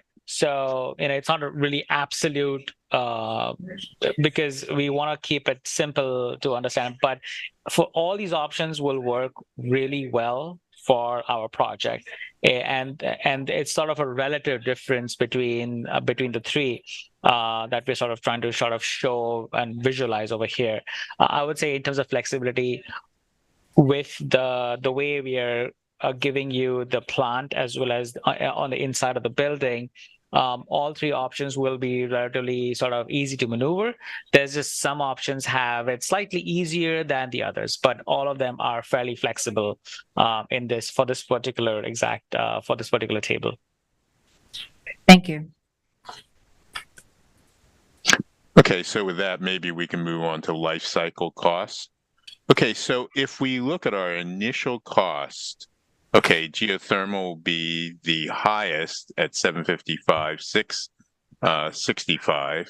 Air cooled would be kind of in the middle with $467,400, and VRF is $356,200. This was part of a study that Madhav did to basically come up with the numbers. So that's the origin of the numbers. So if we look at the difference between that of those options and those initial costs, we could say VRF is the baseline because that represents the lowest cost. And then air-cooled would be $111,200 more than that baseline. And geothermal is about $400,000 over that baseline. Okay, so that initial cost will be more expensive for geothermal. There will be a kind of a replacement year that the system is intended to function to. So in geothermal, it would be year 20, where the system is likely to at least be planned to be replaced. Air-cooled would be about year 15, and VRF would be about year 13. So that's sort of a relative difference between types of systems and their intended lifespan and how that would look. So if we wanted to look overall a full life cycle of what the system might be over 25 years, using just today's dollars at today's cost, the 25-year cost of that for geothermal would be $2,685,930. Okay, that's for the cost of that initial cost plus the running of that system based on that. And so that becomes the baseline. And then air-cooled would be about $3,109,325. So it represents a difference of about $423,395 as the difference over a 25-year lifespan. And then for the third option, VRF would be $3,258,975. So that represents $573,045 at over the baseline. Okay, so that's just looking at a 25-year cost and what the difference was in using today's dollars. Sorry, go ahead. Yeah, I was just going to ask why you chose a 25-year timeline versus using the 20 years the baseline. Because the reason if your life expectancy, the replacement year is 20 years, what's the cost 20 years? Because 25, you've already replaced the unit, I guess. That's correct. So it's a little right. No, I absolutely understand what your question is. And so lifestyle costs, get fairly nuanced. And, as a board, as a town that you're looking at, this building is actually going to last a lot longer, right? It's going to go beyond 25 years as well. The reason why I took 25 as a number is because I wanted to sort of show that the systems get replaced at least once during this analysis. And the interesting part of the geothermal is that it has, like Steve mentioned before, it has the two parts. One is the wells that are going to get drilled down. Those wells will last you 60, 70 years. So those do not get changed. The only things that will change is the outdoor, the condensing units and the heat pumps that are actually outside. So that's the reason why I took it to 25, just to sort of show that everything gets replaced at least once. We can take it to even 30 years or 40 years to sort of see where that takes us. But we can end it at 20 years as well. Like, it's the scope of life cycle cost analysis it can really change depending on, how far you want to take the outlook to. Yeah, I guess my point was, if you're anticipating additional costs after 20 years, why don't you just use the 20 years as the baseline and compare costs? We absolutely could. Yeah. I think that'd be helpful. Okay. Here's a deeper analysis, Peter, that they did, but we just thought that folks' eyes would glaze over if we did that. I'm handing over the presentation or the report. So you've done an analysis that calculates the 20 years as well. We can totally stop it. We can totally end it at 20 as well. Like, I have it for year by year, so we can, take it to whatever timeline we want it to be. That's just utility costs. Doesn't include the capital investment. Yeah, I think that'd be interesting to see those numbers. Well, we can follow up certainly with showing you this at 20-year cost. Okay, and then just to conclude on this, if we use escalation and rebates and other forms of discounting, we're looking at a baseline of $2,879,836 as what we would anticipate the escalated cost of the work would be, and rebates. And over time, then comparing that baseline against for geothermal against air-cooled, you would have a $578,968 for running that system using escalation and whatever potential rebates you may get. And then for VRF, it would be $802,577 is what you're looking at over time. Okay, so that's just kind of concluding what the comparison of life cycle cost. So just in a way to summarize that, the initial cost will be more, and you'll pay a premium of about $400,000 more. But over the life cycle and how we anticipate escalation and rebates to work, you would almost be, you could say over the life cycle, it will save money to go to geothermal and give you the lowest cost compared to the other two systems. When you talk about rebates, why don't you go into that a little bit more? Are these anticipated future rebates, or is this initial rebates for using this type of system? There's multiple types, and unfortunately, the rebates keep changing pretty quickly. You can get tax credits for geothermal systems. There's direct rebates depending on the utility company and given the year of installation. So it's something that is definitely available.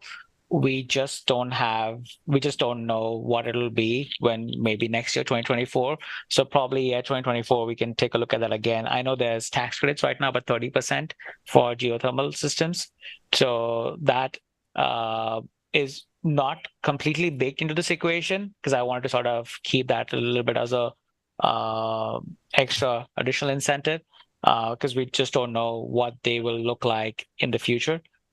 So it's more, we're just looking at future costs of energy and how that will play out as based on the Department of Energy guidelines, what they published already.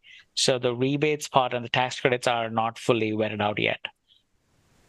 And you mentioned tax breaks also, because we're not really a tax entity, so I don't think that would apply to public sector. Okay, it's good to know. Yeah.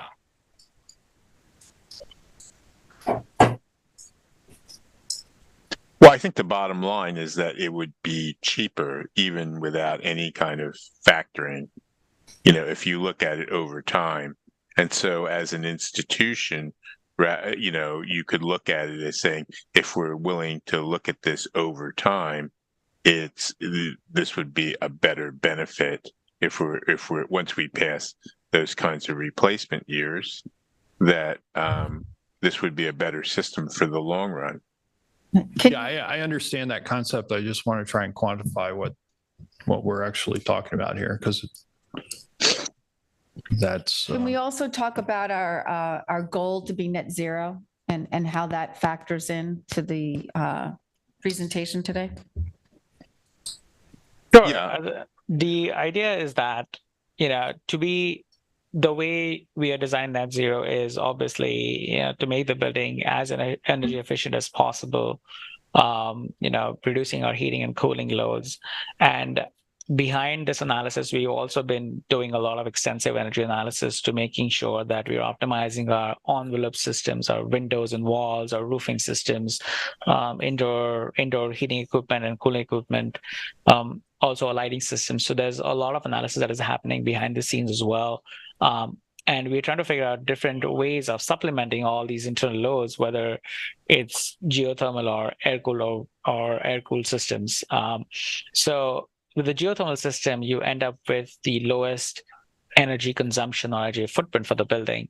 What that does is then it also allows us to use a smaller amount of photovoltaic array to offset the annual energy consumption of the building, resulting into our net zero sort of target.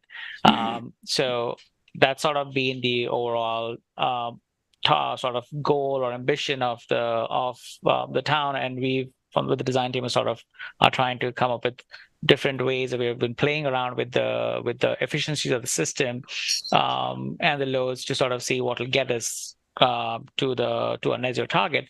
The geothermal system gives us sort of the smallest energy footprint and allows us to achieve net zero with the smaller amount of photovoltaic array as well.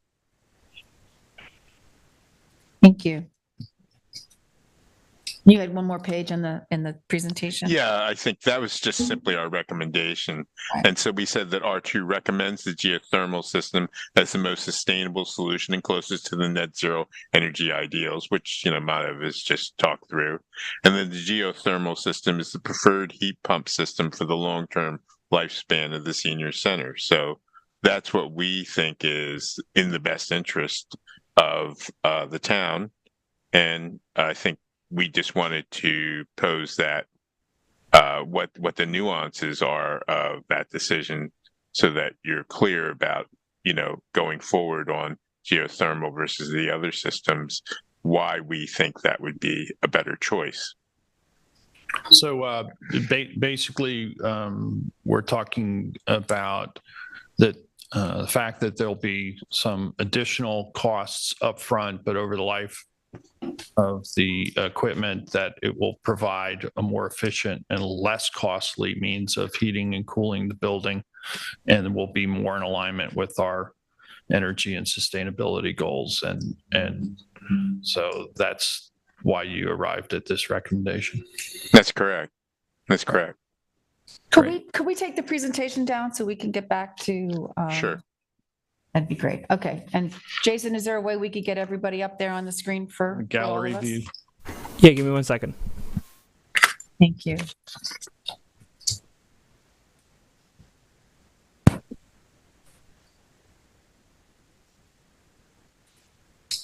Sorry, give me 1 second. Jason stepped out for a moment. Thank you. So I guess my next question for R2 is, why today? Why are we here? What does this decision mean moving forward as far as design development is concerned? So we're at a point now where we have to make a decision, because everything else is dependent upon what system we go for. So until we go forward, all the internal design accommodations for any of those systems has to be inputted into our design solutions at this point. So it's going to impact, the decision impacts the layout of the structures. I know the internal space requirements for the geothermal were greater. Obviously, where you put equipment that's outside impacts the site plan, and So I can fully understand why you need these answers. We're at a crossroad and you can't really move forward until we make this decision. Right. And there's also a comfort. I mean, in addition to the energy savings and things like that, in the outdoor space, the lowest cost system is the most noisy. So we'd have to mitigate that with acoustics. So there's a lot of different design decisions that are touched by this. Understood. I'll just say that, I initially am supportive of the recommendations that you've made. I would like to just see some of those, the refinement of some of those numbers over the lifespan. But it seems that would be the best way to move forward. Are there any other questions from board members at this point about the proposal and the pros and cons of the various systems? I do. I also support the geothermal. It's not the only building the town of East Hampton has that uses geothermal. The former CDCH building is geothermal. It's the second largest building that the town owns right now. It's a closed system. It's been working very well. I personally look at long-term maintenance as a big necessity that we have to be able to design for. The geothermal over there has worked very well over the last 4 or 5 years that we've owned it. I expect the same here. I just want to make sure that there's an outside contractor that we can get on a maintenance plan that we would have easily accessible if anything does happen. I also like that the draw of energy efficiency is least on the geothermal. Next also is geothermal has very minimal footprint on the outside of the building, which would be open to salt water. We see some of our larger buildings right now, either from the Playhouse to the YMCA have outside air handlers and other such equipment that the salt air from the salt water starts to corrode them. So there is a long-term efficiency that might be decreased because of the location of where we live right now that you might not see maybe in Chicago or other means where some of the businesses are. So since we've already used it and the efficiency is there, I'd rather see the upfront costs go now for the better of the long-term maintenance and costs of budgeting for another 30 years. I hope that helps. So I'll just say that I concur with all the comments. I agree that with this analysis, you can see that this is the most appropriate system for the use. And for budgeting, also when we're talking about long-term maintenance, we're looking at the life cycles of when these replacements would have to happen. And clearly it's on a shorter schedule for the other two systems that are proposed here today. And also the importance of adhering to net zero aspirations across town and the ability to also demonstrate, as David said, we have buildings where this works, other people can do it. And so therefore I will just add those comments. Thank you. And as R2 knows, I'm supportive of the geothermal. I think Diane Patrizio, who's here, who's the Director of Human Services, can say one of the things that people talk about the most and that's always on people's mind is it too hot in here or too cold in here? And I know from my first tour of CDCH that David brought up was in 2017, and it was a hot summer day and the building was very comfortable. I've given tours in, bitter cold days, and it just seems that there's just, I think it'll be also helpful for Diane and her staff to control and maintain. And, we do have that net zero aspiration. We do know that with having a commercial kitchen in that space, that just makes the challenge a little bit greater. And, anything we can do that can offset the, and get us to net zero is, we should be leading by example, as Kate said. So. And it's well known that the most bang for your buck in reducing greenhouse gases is in heating and cooling systems. And lastly, I know the noise impact, even as we hear the registers going right now, sometimes it's difficult for us to hear you up there because the noise registers are just right behind us then too, as we've already witnessed. And there is a level of comfort to individuals of a certain age to make sure we have less noise. I'm at that age. I can't hear a thing. So I just want to thank you folks for joining us today. And again, for your patience and waiting until we got through our robust public comment, and I think, you know, we'll get the supervisor, the analysis. I think most of it's already done that you provided on May 30th. So we'll get him that analysis. And I think what I'll do just to memorialize this decision is I'll do a resolution next week that the town board has decided to move forward with the geothermal for our HVAC system needs. Well, thank you, Renette, and the R2 team. We appreciate that. And thank you, Kathy, for moving this along. Great. Thank you. Thank you. That brings us up to Food Scraps Compost Pilot Program. And we have with us today, Gloria Frise. Yay, finally. I feel like we're making a massive pivot here from high tech to low tech, and it's both are important. But what's more basic than really good soil? So I better introduce myself, Gloria Frazee. It does rhyme with daisy and bolognese. My husband would also say sometimes that it rhymes with crazy, but there you go. I won't mispronounce it again. Daisy. Daisy, bolognese, if you're into food. Bolognese. Yeah. I'm on the Energy and Sustainability Committee for the town of East Hampton as member, secretary, and head of the Composting and Food Waste Subcommittee. I'm also on the board of Rewild Long Island and a co-leader of the local chapter, which you will hear more about because we're all together in this. I guess the secret is out. I'm into dirt. I'm into compost, and I even brought along some samples. So please, I've got 2 samples here, one soil amendment from my countertop composter and one compost sample that my lovely husband pulled from the composter barrel in my background today. So squeeze it, smell it, touch it. I think you're the first person to give us dirt. Oh, I don't know. I don't know about that. Actual dirt. So yeah, it's great stuff. So basically, I'm here to talk about dirt, potato peels, and why composting is important to my community. Let me start by asking a question, show by a raise of hands. Who in this room sometimes throws leftovers and food scraps into the trash? I'm raising my hand. Anyone? Sometimes? Never, ever? Sometimes? By accident. Okay, very good. Who in this room never throws leftovers and food scraps into the trash? Never, ever. Ooh. Okay. Well, let's start looking at the big picture and why I asked that. So annual food waste in the United States is about 80 million tons of food waste. More than a third of that is wasted, or out of the 240 million tons that we produce, about a third is wasted between farming, trucking, supermarkets, and homes. It's just thrown into the trash. How much is 80 million tons of food waste? It would fill 2 million tractor trailer trucks.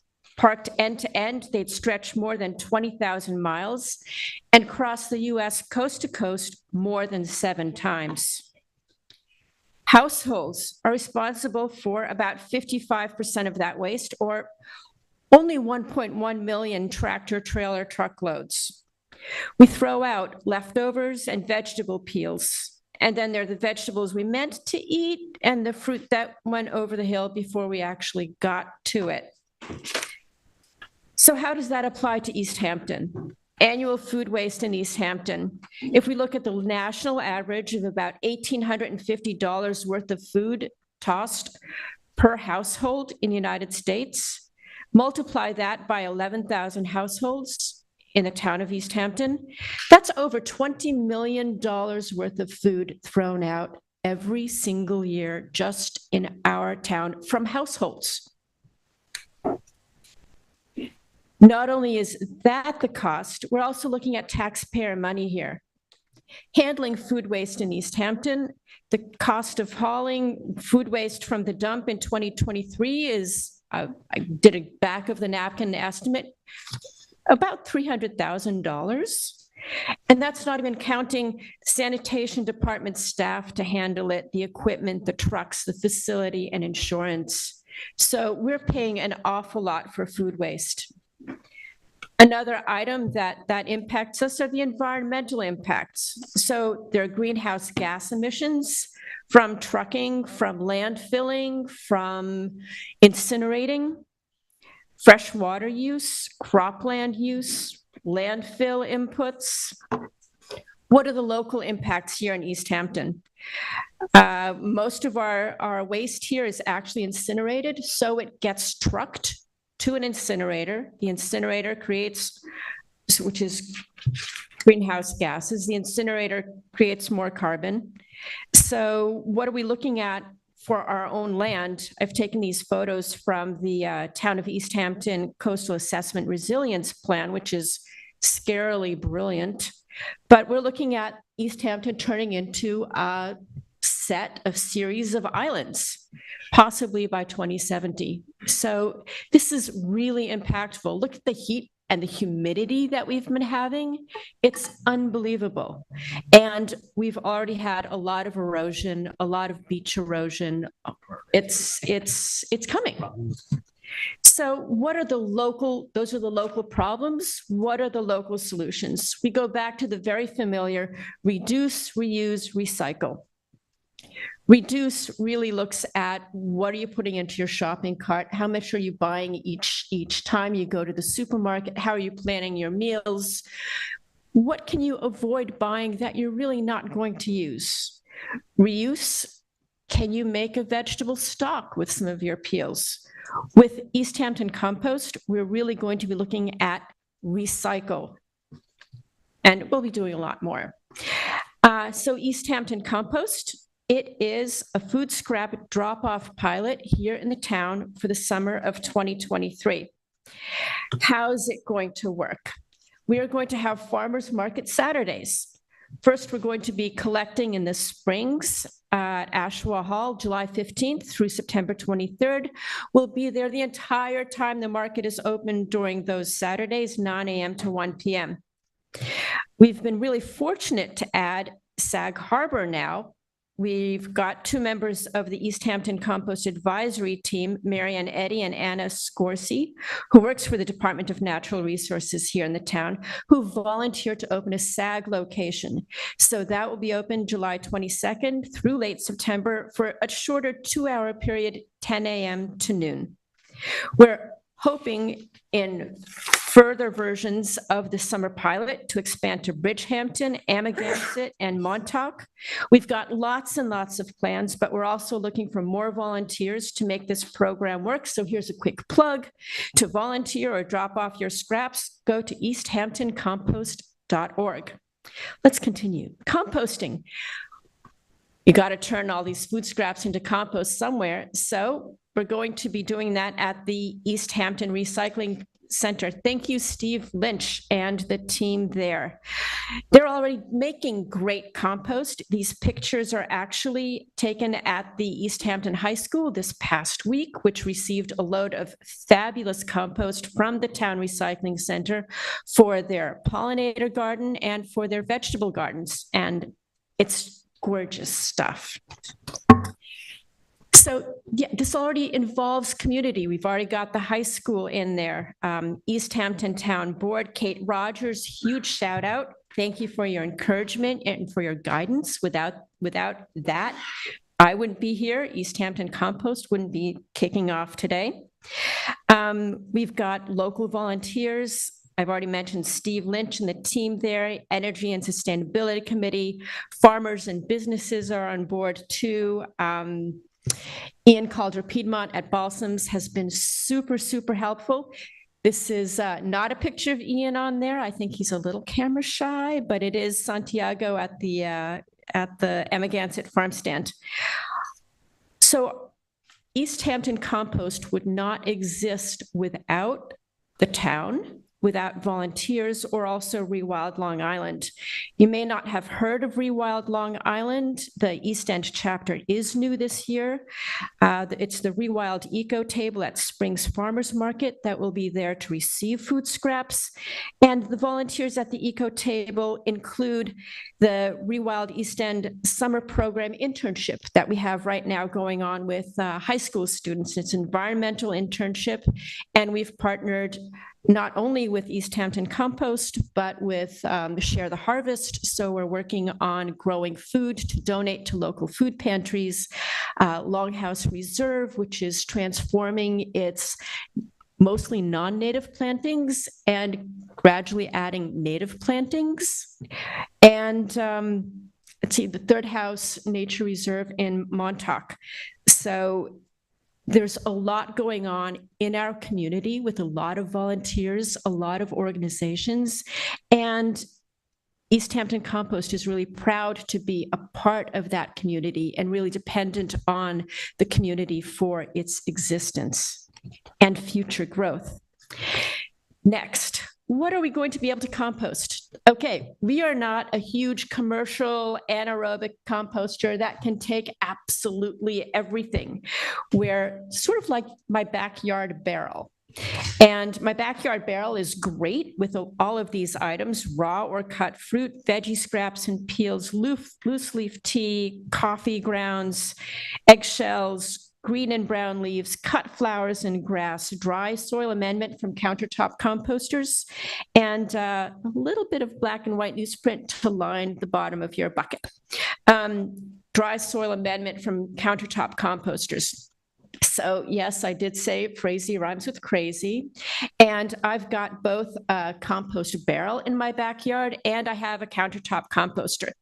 In a compost barrel, this is the limited amount of stuff that you can put in there to not attract rodents or rats and to compost quickly.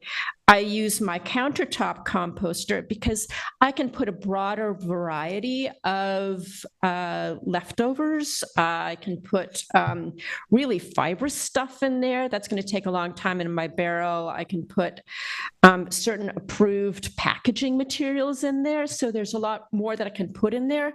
And that actually people use in their compost as a soil amendment or a compost accelerator. So it ends up acting as a brown that interacts with all of the green vegetable stuff that you're going to be put in there. So we will also be accepting dry soil amendment from countertop composters because they end up working together.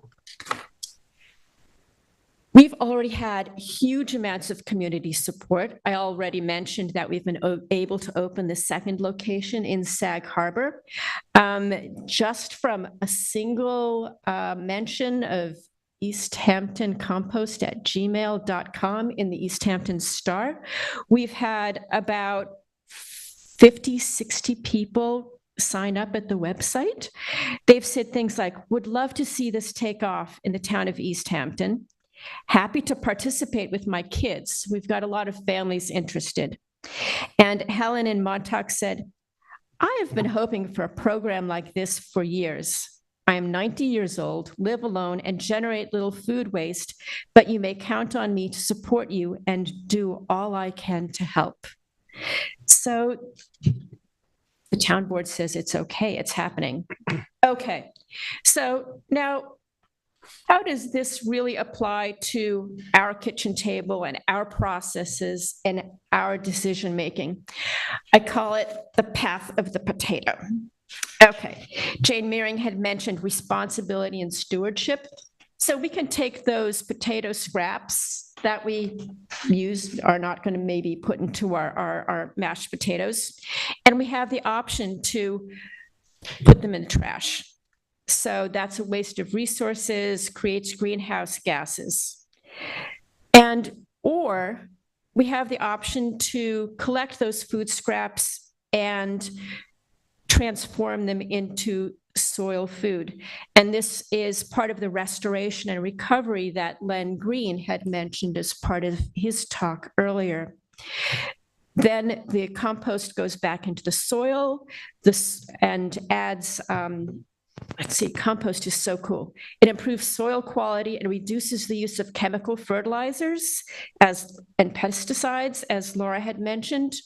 Compost returns nutrients and organic matter to our soils for healthier produce, which means healthier people. Compost in the soil saves water and reduces stormwater runoff. If you've touched the compost that I passed around, you could see that it's sort of spongy. And in the soil, it acts like a sponge, helping soil retain water. So you can use less water in your garden. It helps absorb stormwater runoff, preventing the flooding and erosion that harm our waterways and beaches. It's also great for attracting butterflies and birds. Compost helps build healthy ecosystems from the soil biome on up, and it's amazing what's going on in the soil that is just so crazy important for a lot of our native bees. They live underground in the soils, and if you have hard compacted soils, they can't get there.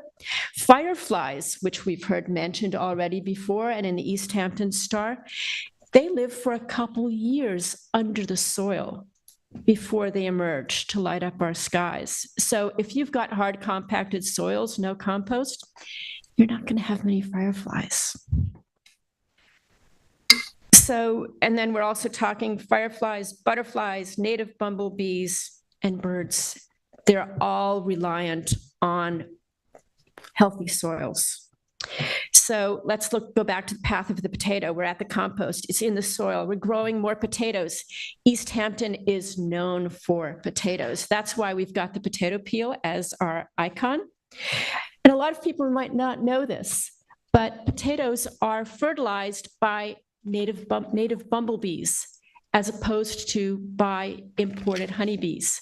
So they really are a native crop reliant on native bumblebees who live in our soils.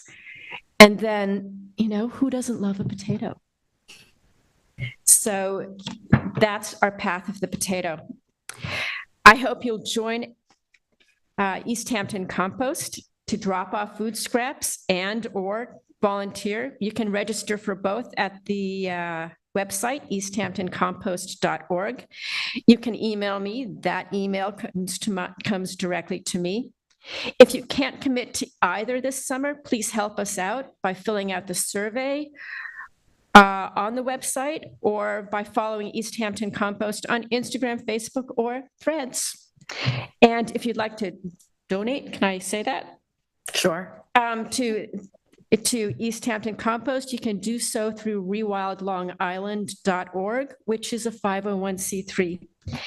Any questions? Anything I can explain more clearly? Gloria? So I just want to quickly go over with the path of the pilot program, because this is a pilot program that we hope someday will be able to get scaled up. I too want to thank Ian Calder-Piedmont, Steve Lynch for really helping us out by having a place where we can, as Steve calls it, Steve's new compost, will be the leaves and the grasses that are already being composted at the Springs Recycling Center. And the food scraps now will be added in. And how that's going to work is we have the pilot families signing up, and they will be collecting food scraps at their homes, hopefully reusing a bin that they have. They'll be dropping it off of either of these locations on Saturdays, and then Gloria and her volunteers will be dumping those bins into larger bins. We want to make sure that there's nothing in there that shouldn't be put into the recycling center, such as tags or any of the items that are forbidden. Make sure it's good. Takes that over to the recycling center on Springs Fireplace Road, and it gets put into the leaf compost that we have ongoing right now. And Gloria has mentioned how the dates of this project are part of this presentation. She's created a beautiful website. How this came about was I was invited through the Energy Sustainability with Paul Muniz, who's the chair, and Gloria, to go to a regional Peconic biome discussion on Shelter Island, and we saw presentations from Mary Morgan and Mark Hobner for the successful pilot programs that were done in Riverhead and Southold. Riverhead has municipal pickup, so they do that pilot program a little differently, but Mary Morgan has been, both of them have been really helping us and deserve also a big round of applause too for all the input that they've put in. So East Hampton can join this effort and protect a regional approach for the Peconic estuary systems. I just want to say, I mean, it's a very thoughtful program. I've gone on your website. I've seen your Instagram. People should go out and sign up for that. And it's really thoughtfully and beautifully done, Gloria. And really, Gloria has been the engine behind everything here, I must say. So for folks that, you know, may not be able to participate because they can't commit to coming on Saturdays, what could they do? I am looking and in discussions about having another location on another weekday afternoon. But they could also do something at home, right? They could go and you know. At home, there are ways to compost at home, as I do. Right. That might be helpful for those folks. I will be adding more resources to the website on how to compost at home. That's a great idea. And also fun stuff for kids. We're going to have activities for kids at Springs that include them. And at the Rewild Eco Table, we will also be looking at, in addition, once we get compost down and that process down, we'll be adding native plants, starting native plants from seed. We'll be looking at plastics and plastic recycling, what's recyclable in the town, what isn't, because it all feeds into the waste stream. And as much as we can pull out of our town's waste stream, and as much as we can reduce ahead of time and build that awareness and educate the people, that's what's really important. Well, So from my thank you for just, donating your talents and your gifts to this community and putting this project together. Yes, thank you so much. So for myself, just quickly, as education is the key to this, and I think that's exactly what you started here with the foundational elements of this. What is appropriate for composting or not? As the intern liaison to sanitation right now, the town has attempted large-scale composting in the past unsuccessfully at a very expensive cost. I've discussed this with Steve Lynch, also Craig Fick, the labor crew leaders. The town board knows I go to the recycling center a lot also to get compost and use it. They're very excited about it. They don't believe there's going to be any change to the DEC permits that we have for there also, or the man hours to be able to take this on. If it gets to that point, they'll let us know then too. So once I did that research on there, the way that you put the guardrails on it, that you're going to be doing that. You're going to be making sure that everything's protected, that individuals that might not have a recycling permit can't just go into the recycling center. And your explanations, my support is there for you, and I wish you luck. Thank you. Yes, people must register through the website. There is also an agreement that people have to sign saying that they've read and understand and know what they can put into their food scrap bucket. And when they drop off their food scrap bucket, they will get immediate feedback because we will look through everyone's food scraps. Sounds like fun, Gloria. I love dirt. Thank you, Gloria. Great. Thank you. Thank you very much. And I'll pass out the composting guide to everyone up there. Thank you. And thanks for the samples. This has just a hint of potato peelings in it. One smells kind of sweet, and the other one doesn't really have any smell to it at all that I can detect. That brings us up to our next agenda item, which is the Brooks Park Management Plan. And do we have Scott Wilson? Yes, Scott Wilson is in the waiting room. Let me go and get him in right now. Okay, thank you very much, Jason. Just a little anecdote on composting. There are two individuals in my household that really love the compost pile. Limpy and Cosmo, my two chickens, who make a beeline as soon as I let them out of the coop to free range. They go right to the compost pile and start scratching, and they find all kinds of good little things in there, little bugs and beetles and earthworms and whatnot. It's pretty comical watching them race each other to that spot. Chickens know what's good. Okay, it looks like we have the Brooks Park Arts and Nature Center draft management plan up on the screen. Do we have Scott yet? Yes, we do. Yes, sir. Glad to say Welcome, a few words. Scott. How you doing? Thank you. Okay, so the town acquired this 11-acre Cochrane property located on Neck Path in 2013 for open space purposes. Post-acquisition, we learned that it was the home and workplace of James Brooks and Charlotte Park. Created this compound with a main house, 2 art studios, and a guest cottage. These artists were key to the development of abstract expressionism in New York and the United States. Located in the Springs area of East Hampton, the site is a vital part of local history that features a migration of legendary visual artists on Long Island's, to Long Island's South Fork since the late 19th century. Therefore, the town board adopted the Brooks Park Historic Designation, Resolution 2014-1023, giving this property a historic landmark status. Although discussed many times, the structures on this property have yet to be restored, so this plan outlines much of the use, vision, and purpose that may take place. This plan, like all our plans, follows a basic guideline, including introduction, description of the site, access and parking, general management goals and objectives, recommended improvements, permitted uses, and restrictions. Although we do follow a basic formula, each plan is unique to the property and the proposed uses. Each plan also contains supporting documents such as photos, resolution to acquire, surveys, etc., and this information becomes a valuable guide for the future management of the property. The primary concepts, plans, and intentions are found in the management goals and issues sections of each plan. I just want to say it's been great to work with the presumptive user group for this property. Not only do they help flesh out the vision for uses, but they help with the specificity of this plan. I just want to read a little excerpt from the plan. The Brooks Park property represents a unique opportunity to tell the story of a collaborative reciprocity of human art and the natural environment in a setting that highlights both.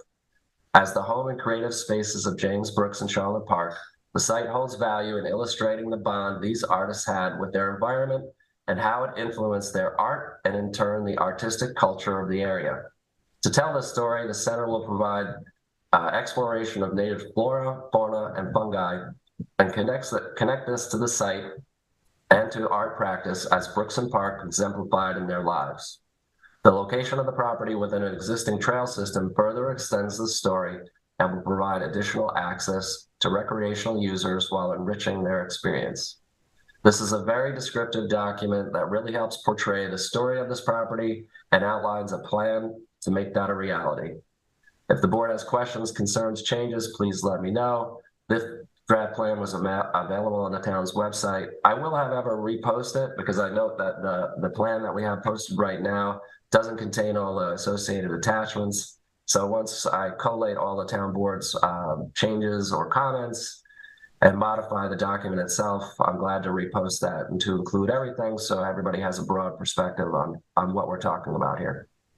Does the board have any questions? Yeah, well, I was hoping we would discuss it. Sure, I hope so. So one of my main thoughts was what you just actually, I look at the screen for Scott. Yeah. Was to make sure we have all the consistency of all the other management plans, which would have the resolutions, the CPF guidance documents, the purchase history of the property also. So thank you for mentioning that, Scott, also.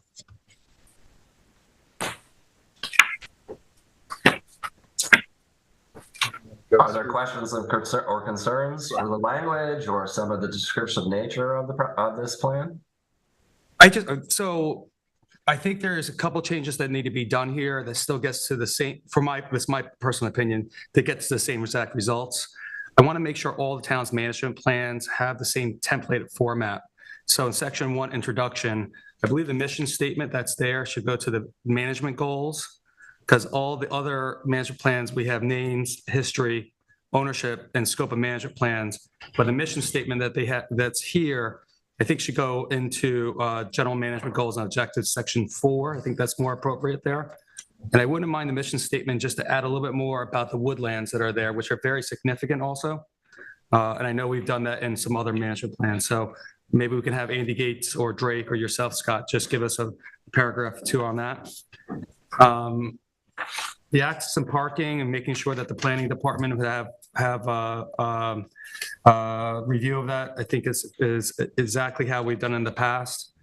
The general management goals and objectives, I don't have any comments for that. I think the working list of objectives in section 3, some of them might be more described in the forthcoming license agreement with an entity on there. So I'm fine with them here, but maybe they get hashed out a little bit more in the license agreement.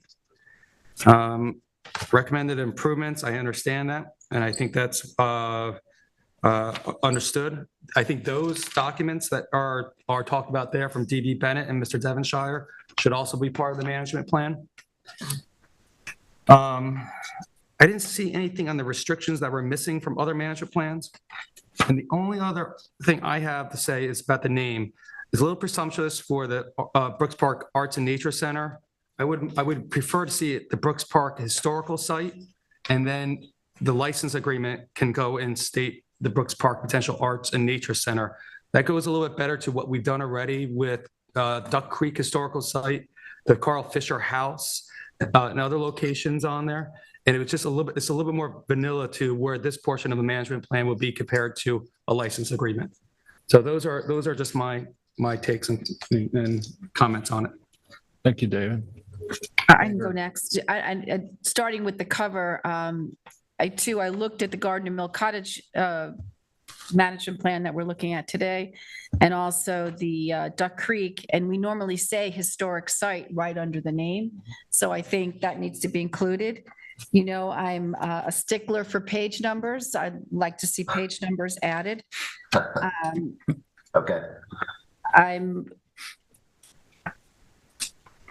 I agree with pagination. Yeah. So it was interesting that the paragraph that you read from the plan which falls under general management goals and objectives, and then further goals and objectives, sounds very, I wrote down very specific when it says to tell the story, the center will provide exploration of native flora, fauna, and fungi, and connect this to the site and to art practice as Brooks and Park exemplified in their lives.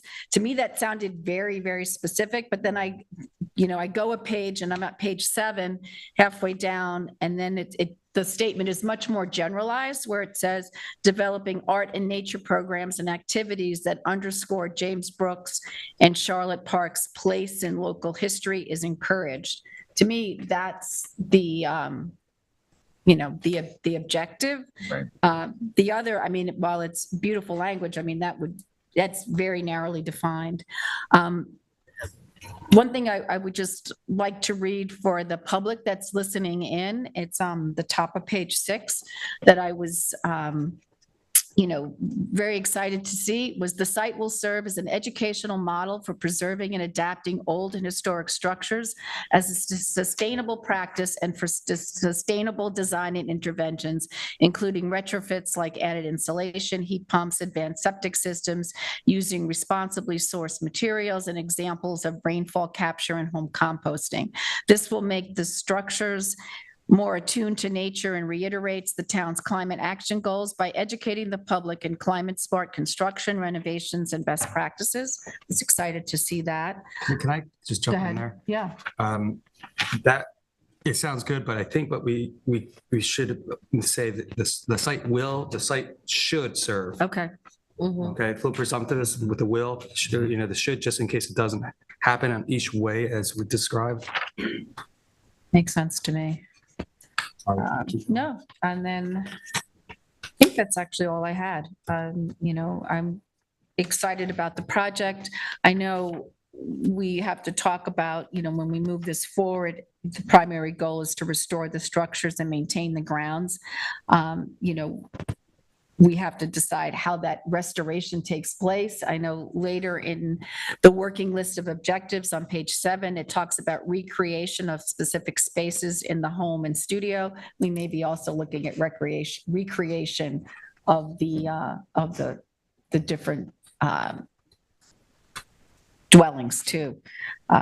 Obviously, we have to move forward with that. And I don't know if that's obviously a separate discussion, but I think the next step is we have to bring an engineer on, don't we, to further Yeah, so we've done preliminary engineering and it's been reviewed by both Drew Bennett and Michael Devonshire as a preservationist, and they each have put together recommendations as to various structures on the property and what needs to be done.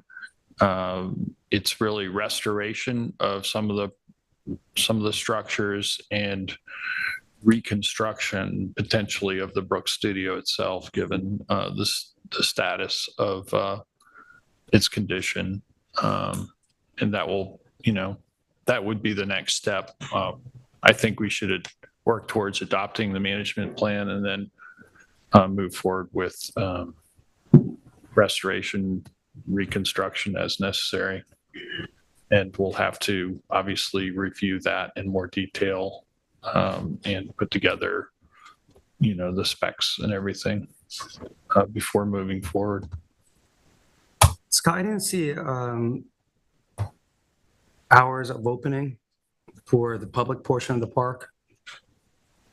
Well, I think you might find that if we move forward with a license agreement, that's where that type of information will be found. That's direct specificity.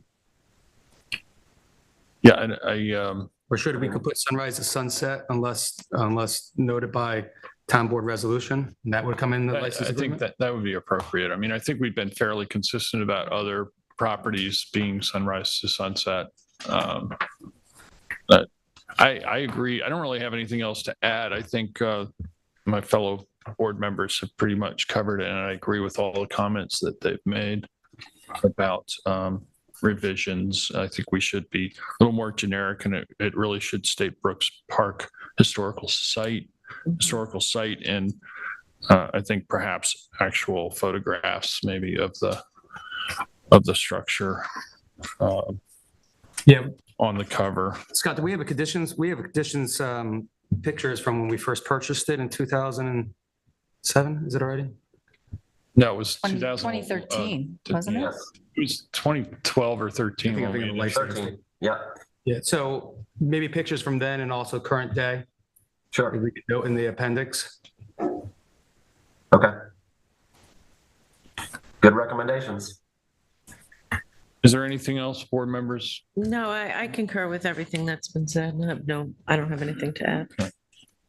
Great. So next step, Scott, you would be able to make those revisions, send it to the town board. Hearing. I sure will. Thank you, Scott. And I guess we'll move on now to the Gardner Mill Cottage Gallery Historical Site. I don't know. Gallery should be incorrect. I think that would be my first comment about that. I suspected. Gardner Mill Cottage Historical Society Gallery, stricken. I agree with that. Well, let me go through it quick, and I'm glad to talk about any modifications or changes. So the town acquired this 3.7 acre property located on 36 James Lane for open space, agricultural lands, and historic preservation. These premises are in the National Register of Historic Places. The buildings and history of this property is documented in a 2014 report by Robert Hefner titled Gardner Mill Cottage Gallery. The Mill Cottage is an historic salt box dating from 1750, which would have been the residence of the miller operating the Gardner windmill. This windmill stands adjacent to this property. The interior and exterior of the Gardner Mill Cottage Gallery has been restored and is open to the public as a museum and exhibition center. And if you haven't already, it's worth the visit. We do have a management agreement with the village for this property, but similar to all of our historic properties, and in order to ensure that use and activity comport with Town Law 64E, Community Preservation Fund, our standard practice is to adopt a management plan for guidance purposes. This plan, like all of our plans, follows the Same basic guideline I alluded to earlier. Each plan also contains, and this one in particular, resolution to require survey, village resolutions. This one has permanent collection inventory attached as well. This information becomes a valuable guide for future management of a property. Primary concepts and plans and intentions are found in the management goals and issues section of each plan. And I just want to read an excerpt from the plan under goals and objectives. The primary goal of Gardner Mill College is to act as a historic art museum and exhibition center to benefit both the local community and visitors to East Hampton. At the beginning of the 20th century, artist Edward Percy Moran, 1862 to 1935, lived in the Gardner Mill Cottage and used the property as a studio.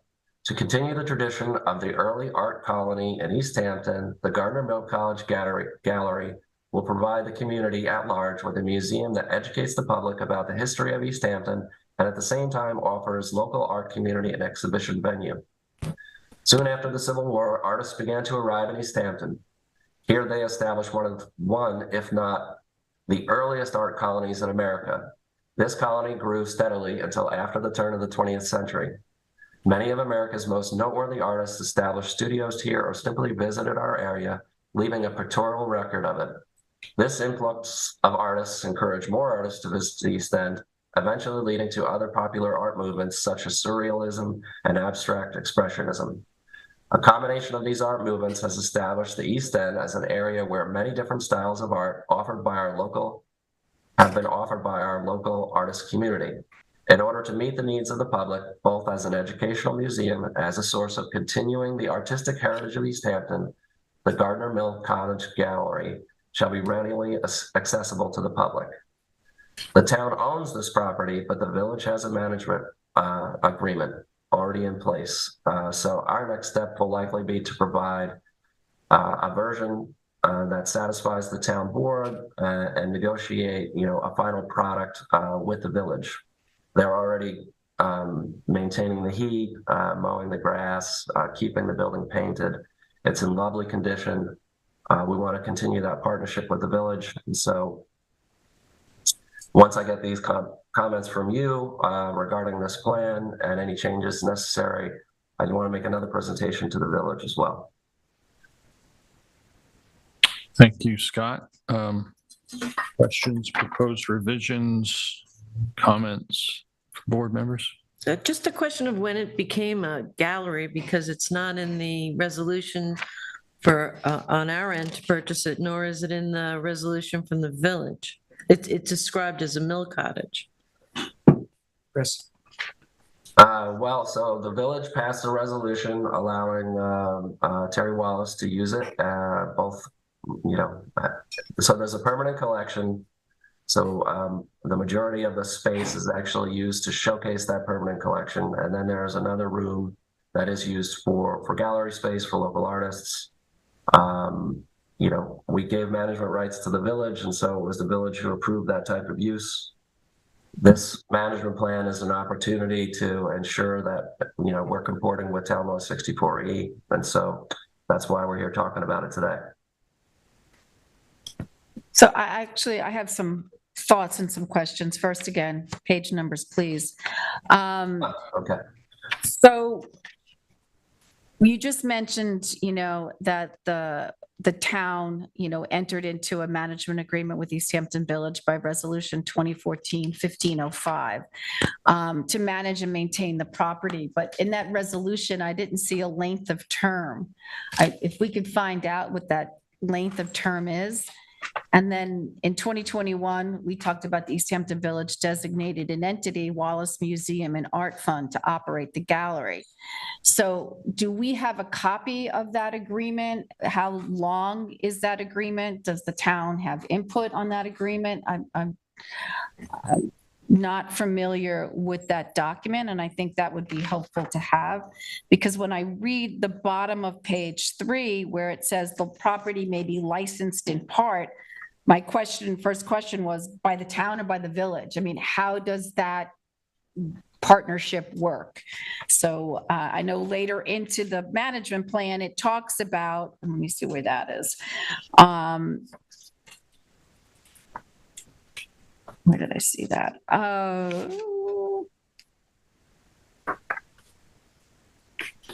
It talked about licensing. Permitted uses? Maybe that's what it was under. So I guess that I'm just confused there. So then, License the property. yeah, That'd be to page 6. page 6, yes. So that's my question. So when I read developing a wide range of exhibitions, artistic programs and activities that enhance the Gardner Mill Cottage gallery is encouraged. I think if we're going to strike gallery on the front page, I think gallery should be struck throughout the document. It's really like we call it Duck Creek Farm. We know that it's, how that property is used, but I think gallery is just one piece of that property. If the town board elects to, and going back to top of page 6, if the town board elects to license the property, the licensee may partner with other individuals and organizations, but may not sub-license the property. So my question, I wrote in the margin here, is Wallace Gallery a licensee? Like, I'm He's not a licensee as of yet, no. Okay, so then the we still question own the property. becomes, should the Wallace Gallery enter into a license agreement with the town? Well, I think for me, that would be the end goal. But again, I think, this one is unduly complicated. We bought the property on behalf of the village, and the village wanted to and expressed the desire to manage the property. And so I think Rob and I are likely going to have to sit down with the village attorney and work out a few of these details. They're all good questions. It's unduly complicated, but I think we can work to a reasonable resolution. And then I'm on page 5 under management goals and issues, the bottom of the page, it says, in addition to historic and contemporary art exhibitions, the Gardner Mill Cottage is able to offer various programs both in the cottage as well as on the grounds. This may include programs of performing arts, theater, literary readings, dance, music, and other cultural activities, while being mindful that this parcel is within a residential area. Scott, do we know if this is occurring now? Are there, programs being offered on the grounds of the cottage of the garden? I don't know what's offered this particular calendar year, but in the past there have been craft shows on that property. Yes. They've had craft shows. Is that what you said? Right. Okay, because that was a question that came up, like right now I'm the interim liaison to the East Hampton Arts Council, and they are looking to do a type of art fair come fall of 2024. And one of the questions was, I guess it was mentioned to them that they may be able to have an outdoor art exhibit on that property. And, I wasn't sure, what the rules were, you know what I mean? What's allowed and not allowed over there. So I guess it's really helpful to get this in place and to get a license agreement with Terry Wallace. And I'm trying to think if there's anything else I had in my notes. Recommended improvements on page 7. So it lists 4 different recommended improvements: installing proper signage, adequate lighting, security system, a mailbox. Has any of this taken place? Have any of these improvements been made, or to your knowledge? Signage. Signage has been done? And I do believe there's a security system inside, Scott. Is that correct? Inside, yes. And then page 8, we're under restrictions. So it says 4 from the bottom: concessions, catering services, rentals, unless authorized by a town board resolution or by a license agreement. But right now, if it's the East Hampton Village trustees that have a management agreement with the town, I don't believe that's a town board resolution. It would be an East Hampton Village trustee resolution, no? Yes. Okay. And that's what I have. Thank you, Kathy. I got one comment, page 1, 2, 3, 6. Top paragraph of page 6, last sentence, these programs are events. See this one, Scott? Imagination. Much to my chagrin. These programs or events should be to enhance the learning of the history of East Hampton through the arts, whether it be past history of our community or groundwork for future history. I think the programs, events, we should add primary purpose. And that the events that happen there, primary purpose would be for that end result there, which is the learning of East Hampton's history through arts. That's a good addition. Understood. The only other thing that's permitted uses would be for size of events, but the size of events would be looked at by the village board of trustees then. Right. It would also be, illuminated if we move forward to a license agreement, a lot of that will be spelled out as well. Mm-hmm. Is there ag use on this property, Scott? Yes. There has been in the past and there can be in the future. Is that a permitted use? Mm-hmm. Yes, absolutely. But is it in the permitted? I missed it. I apologize. It's not written. Yeah, there's 2 acres, right? Yeah. Yes. Balsam Farms actually farmed it for a time. Because in the scope of the management plan on page 3, it says the eastern plus or minus 2 acres of vacant land had previously been used for agricultural purposes, and this plan will allow for future planting. So who dictate? I mean, if we, for instance, wanted to go out for farmers wanted, is that something the town goes out for or the village goes out for? I would think that, this is my general comment about that, is that, it's within the village's jurisdiction, that's the more appropriate entity to be dealing with events and use within the confines of the village, provided that those are in alignment with the town's overall parameters for the management plan.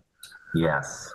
So then where it says any license agreement with a farmer will be negotiated with the town board at the request of the village trustees, would that need to be changed? That question. Sorry. Well, it's the next line after It's what the I next just read. line. It's the middle of page 3 under scope. I of don't management. object to that specific one, but obviously, the input of the village trustees is important in that. But I think it's other events occurring on the property. I just want to make sure that agricultural allowance is still there.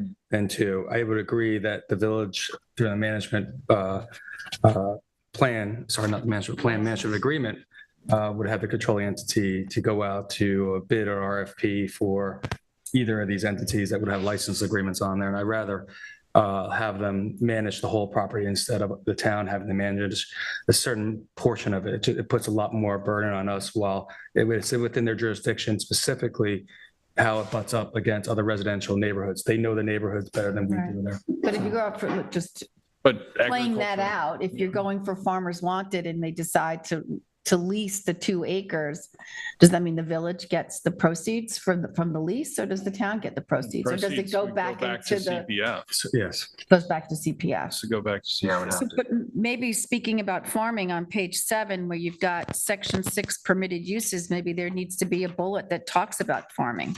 My preference would be that we ensure and support and encourage wherever possible the use of agricultural lands for agriculture, and that they not, lie fallow.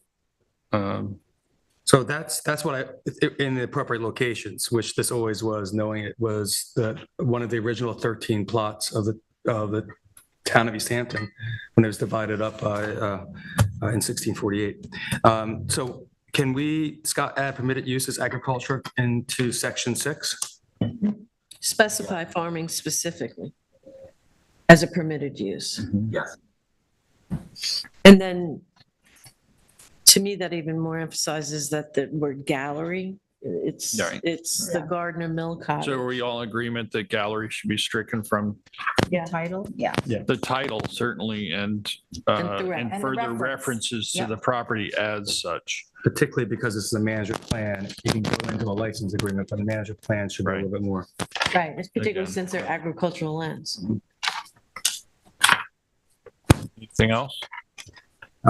Scott, the only thing I wouldn't mind having in the appendix, just some more information about the most recent restoration that was completed. Okay. That's it. I have a lot of pictures and plans.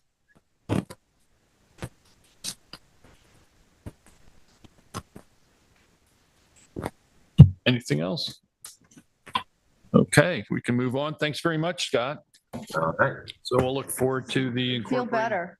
changes. Thank you. Yes, I'm going home.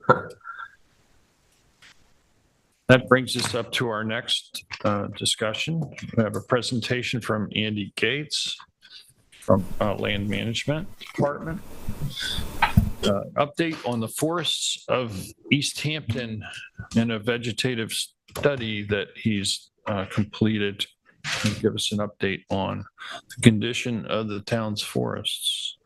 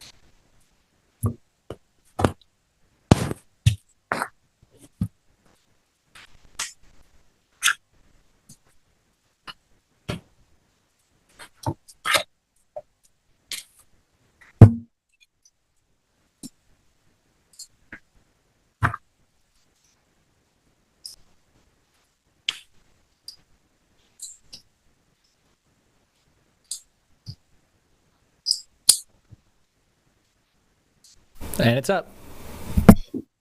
Okay, welcome, Andy. Thank you. All right. Yeah, I'm going to just. You're going to probably have to try and speak a little closer to that microphone if you can, Yeah. so that Is we it can on? hear you and it can be heard. I don't think. You tap it. Tap it. Tap the. Tap the end of it, like- yeah, the tip. It seems that it must have gotten unplugged somewhere. Maybe you can just pull the one off the podium. Yeah. It should reach. Yeah, it might. Okay. Yeah, we'll just do that. Okay, that's good, right? Yep. Better. Yeah. Thanks. All right. Good afternoon. Just I'm going to present my report on the forests of East Hampton here. This is a report on some vegetation studies that I've been doing in East Hampton for the last 9 years. And the full report is, you guys have received it, but it's also available to the public on the town website. I'm just going to scroll through and try to hit some points of the report, show you some pretty pictures and graphs. In recent years, our town has been hit by a few different pests causing detrimental harm to the forests of East Hampton. Surely everyone is aware, in 2017, we had tens of thousands of pitch pine trees die off from the infestation of southern pine beetle. And even though we, as a town, made a huge effort to try to suppress that beetle invasion, along with the cooperation of the Department of Environmental Conservation, we were not able to catch up with the beetles. So they have continued to spread, killing pines from Wainscott to Montauk. Just last year, there was a lot of American beech trees and American beech forests that started showing up with the beech leaf disease, including in our town. And it's gotten worse this year. The beech leaf disease is caused by a nematode that affects the leaves of both native and ornamental beech trees. And at this time, there's no known management for trying to save them. The full effects remain to be seen, but research indicates that trees may die within 6 to 10 years. Unfortunately, even our beautiful European beeches right here on the town hall campus just showed up in the last couple of months with the beech leaf disease. The town's land acquisition and management department has also been on the lookout for spotted lanternfly in East Hampton. At this time, we don't have any confirmed findings of that in East Hampton, but there's plenty of places on Long Island, including the North Fork, that have had have seen the spotted lanternfly, and that pest's range of host trees includes maples, walnuts, grapes, poplars, trees of heaven, apples, all kinds of fruit trees. So it could be devastating if they take hold here. Here's a couple of pictures of a southern pine beetle in pine sap. This is a beech leaf with beech leaf disease, and here's a spotted lanternfly. That's just an internet picture because thankfully we don't have them yet. But if you do see them, you're encouraged to report it immediately, correct? Absolutely, yes, we would want to know about that right away. But there is another quiet, more subtle, ongoing killer of trees in East Hampton, Long Island, and much of the northeastern United States. And that is the herbivory or browse of white-tailed deer. White-tailed deer in high population densities can alter the forest ecosystem in a significant way. Some of you may be familiar with the term the Hampton's haircut. This is what is referred to a lot of cedar trees that we see on roadsides that look just like this. It's a familiar sight. Anyone who has cedars or arborvitaes planted on the roadsides, all the lower branches are dead or without leaves. I actually heard a story about someone who was new to the town who thought that was just the traditional way of pruning and shaping shrubberies, and so they started doing that on their own just to blend in. Well, if they lived here, they probably didn't need to continue doing it because the deer take care of it. Yes, it's a familiar sight, and you can even see it on native eastern red cedars in natural habitat like this hourglass figure, and it is not the normal way that cedar trees grow. Here's a photo of Springs Park cedar trees. Springs Park is a town preserve here that has fencing surrounding the whole thing, and deer are disallowed in that preserve. So these trees you can see look noticeably different with conical shapes like they're supposed to be. I recently went to took family vacation in Cape May, New Jersey, and I took a few pictures there because I noticed the difference just walking around and visiting some sites. Cape May, the city of Cape May is an island about 2.5 square miles, an island on the southern tip of New Jersey. It's not devoid of deer, but they don't have a lot of deer. So when we were traveling around visiting some natural sites, we saw cedar trees just like this. These are the same eastern red cedars that we have here. They all have bottoms to them. This is an abandoned railway at Cape May that just was loaded with lush vegetation.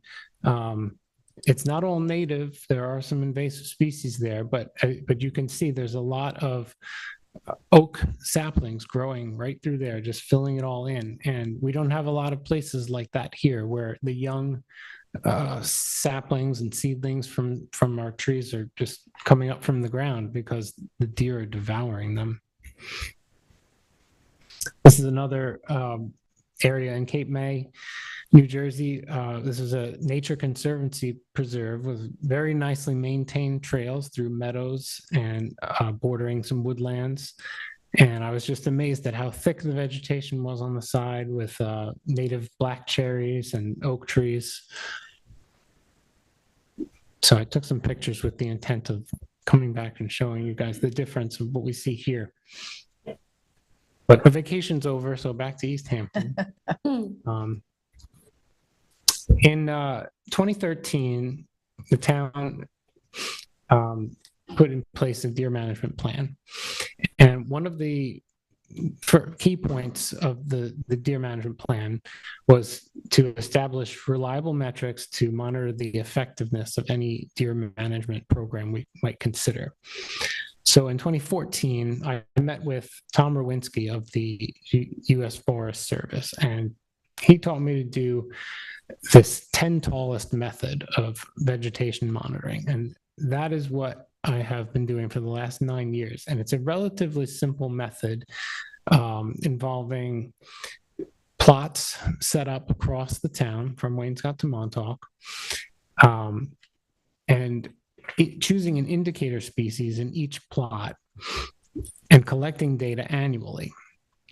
The 10 tallest stems of each plot are recorded each year, and these are plots that have GPS points, so I can go back to the exact same spot each year. And the 10 tallest stems are recorded and averaged. In a healthy forest, native saplings would be expected to show growth, and if the indicator plants are looking smaller or reduced in number, then that might indicate that we have a lot of deer browse that's keeping them down. So I began with 7 of these plots across the town back in 2014. Over time, I've added plots, so we're up to 20 plots, some of them with multiple indicator species in each plot. The original plots with 9 seasons of data and an 8th plot that I did the following year, most of them have shown a decrease in average height of the 10 tallest measured stems. Across the 20 plots with 27 indicator species, there were 18 that were trending downward as of the last measurement, which is 67% of the indicators recorded. As we all know, growing trees should be increasing in height. I'm going to show you a couple of graphs that I did. The full report that's available online has all of the graphs for all of the sites, so it's interesting to look at, but I'm going to point out a couple that are quite alarming.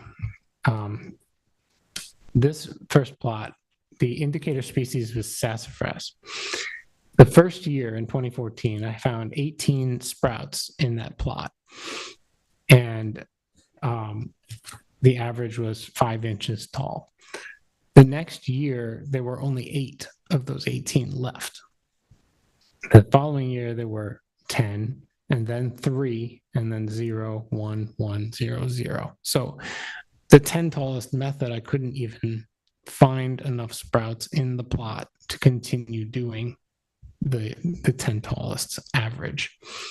So this was an especially bad one. I'm going to continue to check the site and see if any pop back up, but the deer seemingly just keeping them all the way down. Another specifically shocking one is this Montauk plot where black cherries were used, our native black cherries were used as the indicator species. In the 6 years of measurements, you can see that it has never shown growth in any one season. We started out at 28 inches high, went down to 27, 26, 19, 16, and 16. So trending way downward. Every year that I go, I can see the tops of the plants chopped right off. Those are some especially bad ones, but it's important to note that some of the plots seemingly fared better than others, displaying that deer impact is certainly not uniform across the town or across all plant species. Over time, with the measurements, we'll see more of that impact. Only 2 of the earliest plots had species that showed any growth at all from their initial measurement to the most recent measurement. One of these was in Amagansett. I'm going to show you this picture of beech trees. This is an American beech. This is a full-grown American beech, but in the area where the plot was, the beech sprouts were used, and it has been showing growth there. This picture is showing you a beech tree that's recovering over time. There are lower branches here that are starting to sprout out. theoretically, the deer had chopped off all the branches they could reach, the lower branches, but over time, these lower branches are starting to come back in. And this is the graph for that site. You can see it's trending upwards over time, over the 9 season period. It has gone from 30 inches up to 35 inches in average. This particular site, the property owner does allow recreational hunting, and it is also very close to the golf course up on Accabonac Road. And the golf course has an active deer damage permit for the rest of the year outside of the hunting season. That is my guess as to why we're seeing such positive results on this site over the last few years, and obvious regeneration of the beech trees in the area. Unfortunately, there are a lot of beech trees in that area, so they may ultimately succumb to beech leaf disease. But this is one of the sites that is showing growth. Also included in the report, I have a couple of charts showing size class distribution of stems. And these are done in multiple plots as well. This is another method of Tom Rowinski's, and this chart right here is one of his charts from Beaver Meadows State Forest. The methodology in this is a little bit deeper, so I won't get all into it. It can be read about in the full report. But this chart I added in here to show you what a healthy chart would look like, or what a healthy plot would look like. The number of stems is on this side. These are the smallest ones, and these are the largest or oldest trees. So as you can imagine, a tree drops acorns, seeds, whatever. There are thousands or hundreds of little seedlings. There should be lots of small ones. Over time, some don't make it, some die off, some are eaten. And as the trees get larger, you would naturally see fewer of them. As they get older, they die off. So this curve is indicative of a healthy forest. I put that in there to show you the contrast, because here is one from Grassy Hollow area in East Hampton with very low. The smallest ones are in very low category here, because those are the ones the deer can reach. That they grow up, they chomp them off. So this category is very low, and then we go up to the ones where they can't reach it and naturally goes down. This is Boys Harbor, same thing. That first category is very low to the bottom. If anybody takes a walk in most of our woods, you can see this. If you know what you're looking for, you can see that those smallest, shortest saplings are few in number.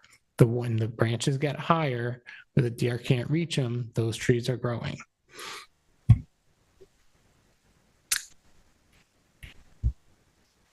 The year-to-year changes in the forest from deer browsing are gradual and subtle, so much so that many people don't even realize what is being lost. The town's Wildlife Management Advisory Committee and Nature Preserve Committee both advocated for the town to establish a deer exclosure on one of our town properties. The deer exclosure is an area of woodland enclosed by fencing, and deer are restricted or exclosed from that area. So the vegetation within the exclosure can be studied and compared to what it's looking like on the outside of the fence. This is a picture from a visit a few years ago to the Mashomack Preserve on Shelter Island. They have a couple of these exclosures on the property that have been there over 20 years. The people in the photo are walking on the outside of the exclosure. You can see the fencing and the thick vegetation on the inside of the exclosure.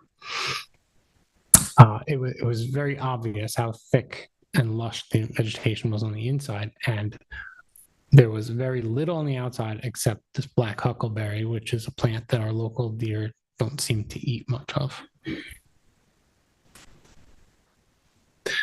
The town of East Hampton's first exclosure was erected last year, late in the year, in the Grassy Hollow Preserve.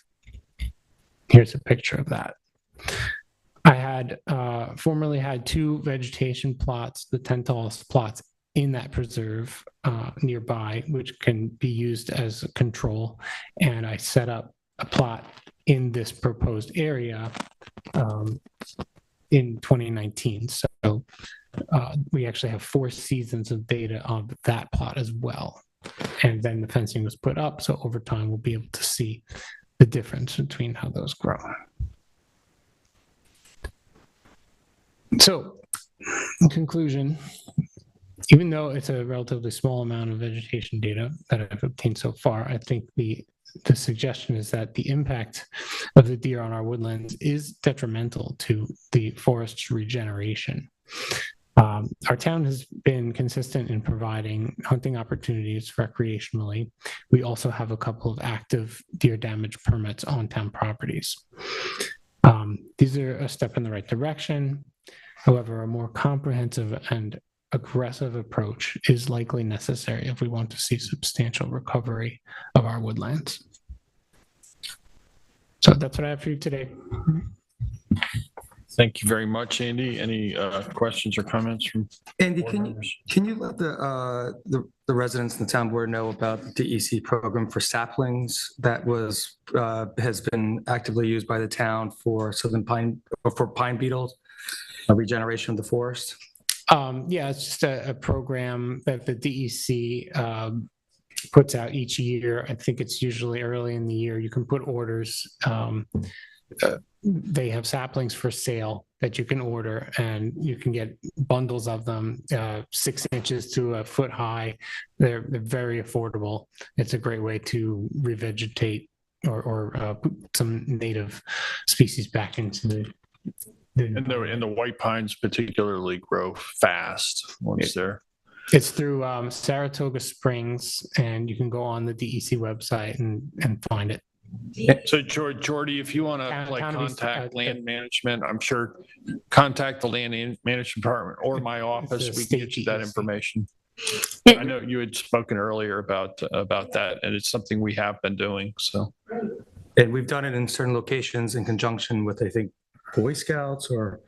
But you also take a protection to them, like that's why you had a collar tube on them, so they don't get browsed till they get to a height. You can do that, yes.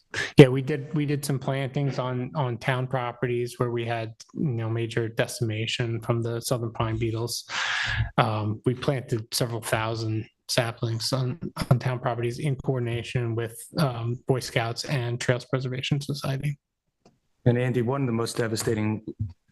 First of all, I think one of the most beautiful locations the town of East Hampton in the fall when the colors change is Old Stone Highway. And that is all because of the colors and the pigments from the beech trees. And it's just completely changed in the last 18 months now. Yeah. And you could see the beech tree disease very clearly when you go through there. And I know Peter knows this very well. I know 114 is different drive now in the last 4 or 5 years because of the devastation in our forests that we're seeing actively in front of our eyes during our generation. I think that goes back to a lot of what the residents were mentioning earlier on there then too, about how we have to try to hold that line right now as best as we can on our environmental concerns, which goes through zoning also, to make sure we try to protect it. We're seeing global warming in front of our eyes during our generation right now. We have to make an effort to it. And I think that's what I'm happy to see Andy coming in and showing this over a controlled setting over a certain amount of years, because there are deniers to that, but you can't deny the science, in my personal opinion. So I thank you, Andy. Yeah, I think it's very deceptive for the casual observer to think that the forests in East Hampton are great and they're healthy and there's plenty of trees. But I think if you go most anywhere, you can go to the Grace Estate, to Grassy Hollow, any of these large preserves and walk them. And I challenge you to find trees that are under 1 inch in diameter somewhere. I remember 30 years ago that you literally had to move small trees one side or the other if you wanted to walk through the woods. You couldn't see more than 20 yards. through much of these woodlands. Now you can see 100 yards or more through the woodlands because there's nothing there. There's no understory. That impacts so many different other species. One of the benefits to reintroducing wolves, and I'm not suggesting we do that here on Long Island, but in Yellowstone Park, they noticed that it really affected the way elk browse on the surrounding vegetation. Because they were somewhat nervous about wolves in the area, they kept on the move and didn't just focus on one area and over browse it. But here, there aren't any natural predators to deer. The automobile is the #1 predator of deer here, with I think probably hunters being somewhat distant second at this point. It depends on the year, but there have been years where the amount of deer vehicle accidents has exceeded the number of deer harvested by hunters. And, it's always, since I first was on the board 12 years ago, the discussion about the deer population was a heated debate.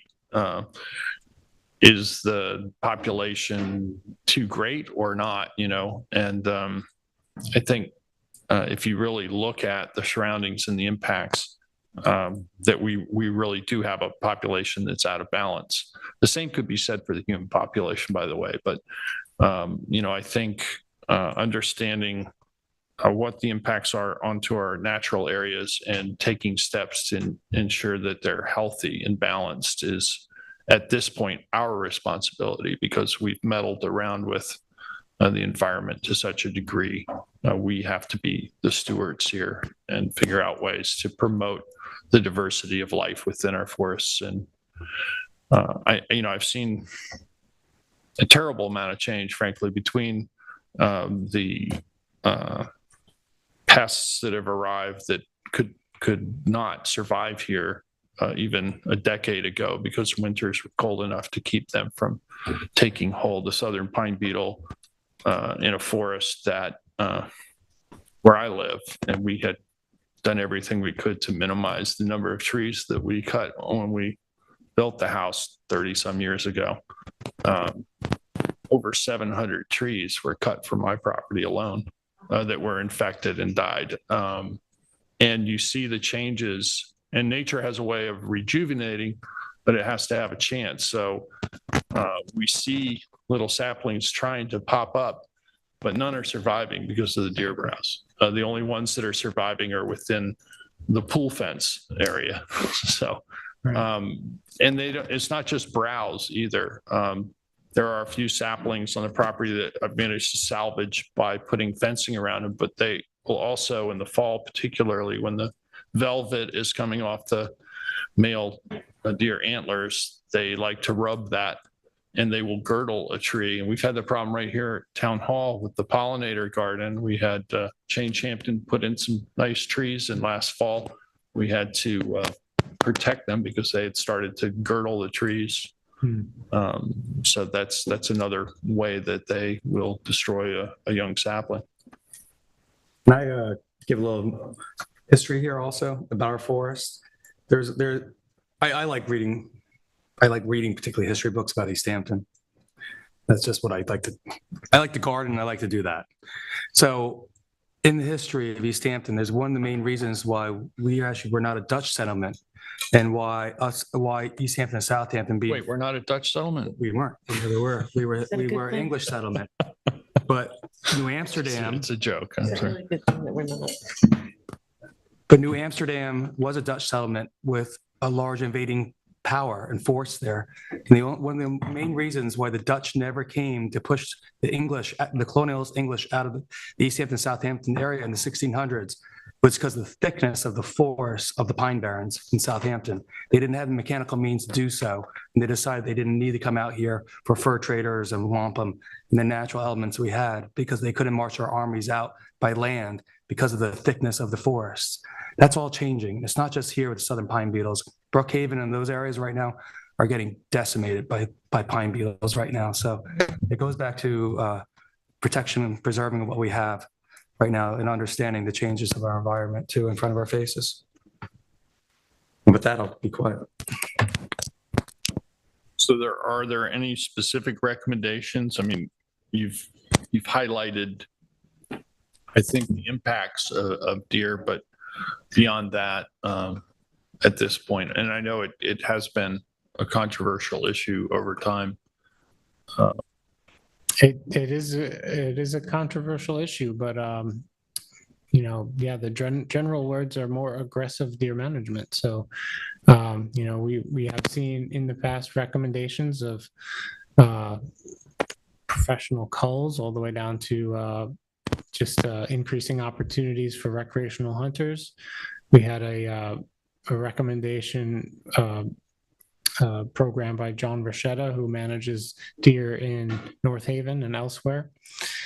Anything like that is an option. I think we have, early on when we when we put in place the deer management plan, there were a lot of questions as to, do we really have a problem? How much of a problem do we have?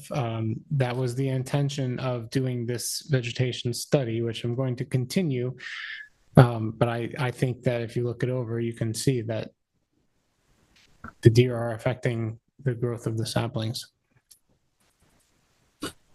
Okay. Anything else? No. Thank you, Andy. Okay, that brings us up to our last agenda item discussion today, and that's the draft amendments to the zoning code, chapter 255, 111, purposes of zoning. Nick, could you bring up the Before we get started, I just want to thank Council Member Kate Rogers for taking this on. Kate has 9 years experience on the zoning board. David and I each have 5. But this is something that we've heard from the community for some time, concerns about, and I just want to thank Kate for taking the charge and the lead on this effort that the town board, I think, is very supportive of. Yeah, and I want to start off by saying thank the town board back, you, Peter, and my colleagues on the town board, which without your support, this would not be happening. So this really is a group effort. Just whether I'm leading it or not, it takes all of us to do this, and it takes the community as well. So with that, I'll get started on the memo that is posted on the town website. I was going to be brief, but with some of the comments, with the patience from my fellow board members and the community, I'm going to dive in a little bit deeper than I had planned on. So what was posted today and what's happening today is a zoning code amendments work group update. This is in order to inform the public and my colleagues on the board where we are, what we've done in the past couple of months that we've been meeting. And this is a what I'll be showing you is the proposed draft changes, what's included in this document that's accessible to everyone in the public, and what our next steps will be for full transparency. So with that, I'll read the background and in the introduction to quote zoning in the comprehensive plan, that's the title, the author James L. Coons deftly defines the relationship between a town's comprehensive plan and its zoning codes. Quote, New York zoning enabling statutes, the state statutes which give city, towns, and villages the power to enact local zoning laws, require that zoning laws be adopted in accordance with the comprehensive plan. The comprehensive plan should provide the backbone for the local zoning law. To understand the power to zone, one must understand the comprehensive plan. The comprehensive plan is the culmination of a planning process that establishes the official land use policy of a community and presents goals and visions for the future that guides official decision-making. The comprehensive plan invariably includes a thorough analysis of current data showing land development trends and issues, community resources, and public needs for transportation, recreation, and housing. Zoning is merely one method, albeit an important one, for implementing the goals of the plan. Having a comprehensive or well-considered plan ensures that forethought and planning precede zoning and zoning amendments. End quote. At the May 2nd, 2023 East Hampton Town Board work session, I discussed the need for an update to Chapter 255 zoning of the town code. I received unanimous support from my fellow town board members, and on May 6th, a resolution appointing members of the Zoning Code Amendments Work Group was adopted. The purpose of the group is to assess, review, and make recommendations for amendments to Chapter 255 zoning of the town code. The need to assess, review, and make recommendations to Chapter 255 zoning of the town code is based on the obligation that our zoning codes are compliant with the comprehensive plan, including plans and studies added after the 2005 comprehensive plan was adopted. As inasmuch in 2017, the town's climate action plan was adopted into the comprehensive plan. In 2020, the hamlet studies for all 5 hamlets were added, and in 2022 and 2023, the coastal assessment resiliency plan and the community housing implementation plan were added to the comprehensive plan respectively. We are today presenting a revised Chapter 255-111 purposes of zoning to inform the board and the public of the recommendations for revisions made to this code section, the work of the group to date, and to offer a general timeline for next steps. Therefore, the Zoning Code Amendments Work Group is presenting our recommendation to Chapters 255-111 purposes of zoning. We began our work in this section of Chapter 255 because after review, the work group found that this section, which is the foundation of all zoning and land use codes, did not fully adhere to the findings, goals, and recommendations of the comprehensive plan as it exists today. As we work through the sections of Chapter 255 zoning, we will be offering regular public presentations of the recommendations for revisions, as well as holding additional meetings with the work group and members of the public. Again, I'm modeling after the Senior Center Engagement Plan, which I saw this room open for full days, so different groups, members of different industries, members of different staff and different departments could come in, get a review of the draft plans and make comments, and then all of those comments were incorporated into what we eventually saw. And I thought this was a very good way of working with the public. The next steps for us will be the next code sections that will be reviewed by the work group will be Chapter 255-120, which is definitions, and concurrently Chapter 255 Attachment 4, Town of East Hampton, Sections 255, 11, 10, 3, Residential Districts, Table of Dimensional Regulations, Part 1 and Part 2. I have included links to all of these documents in this memo that is up on the town website.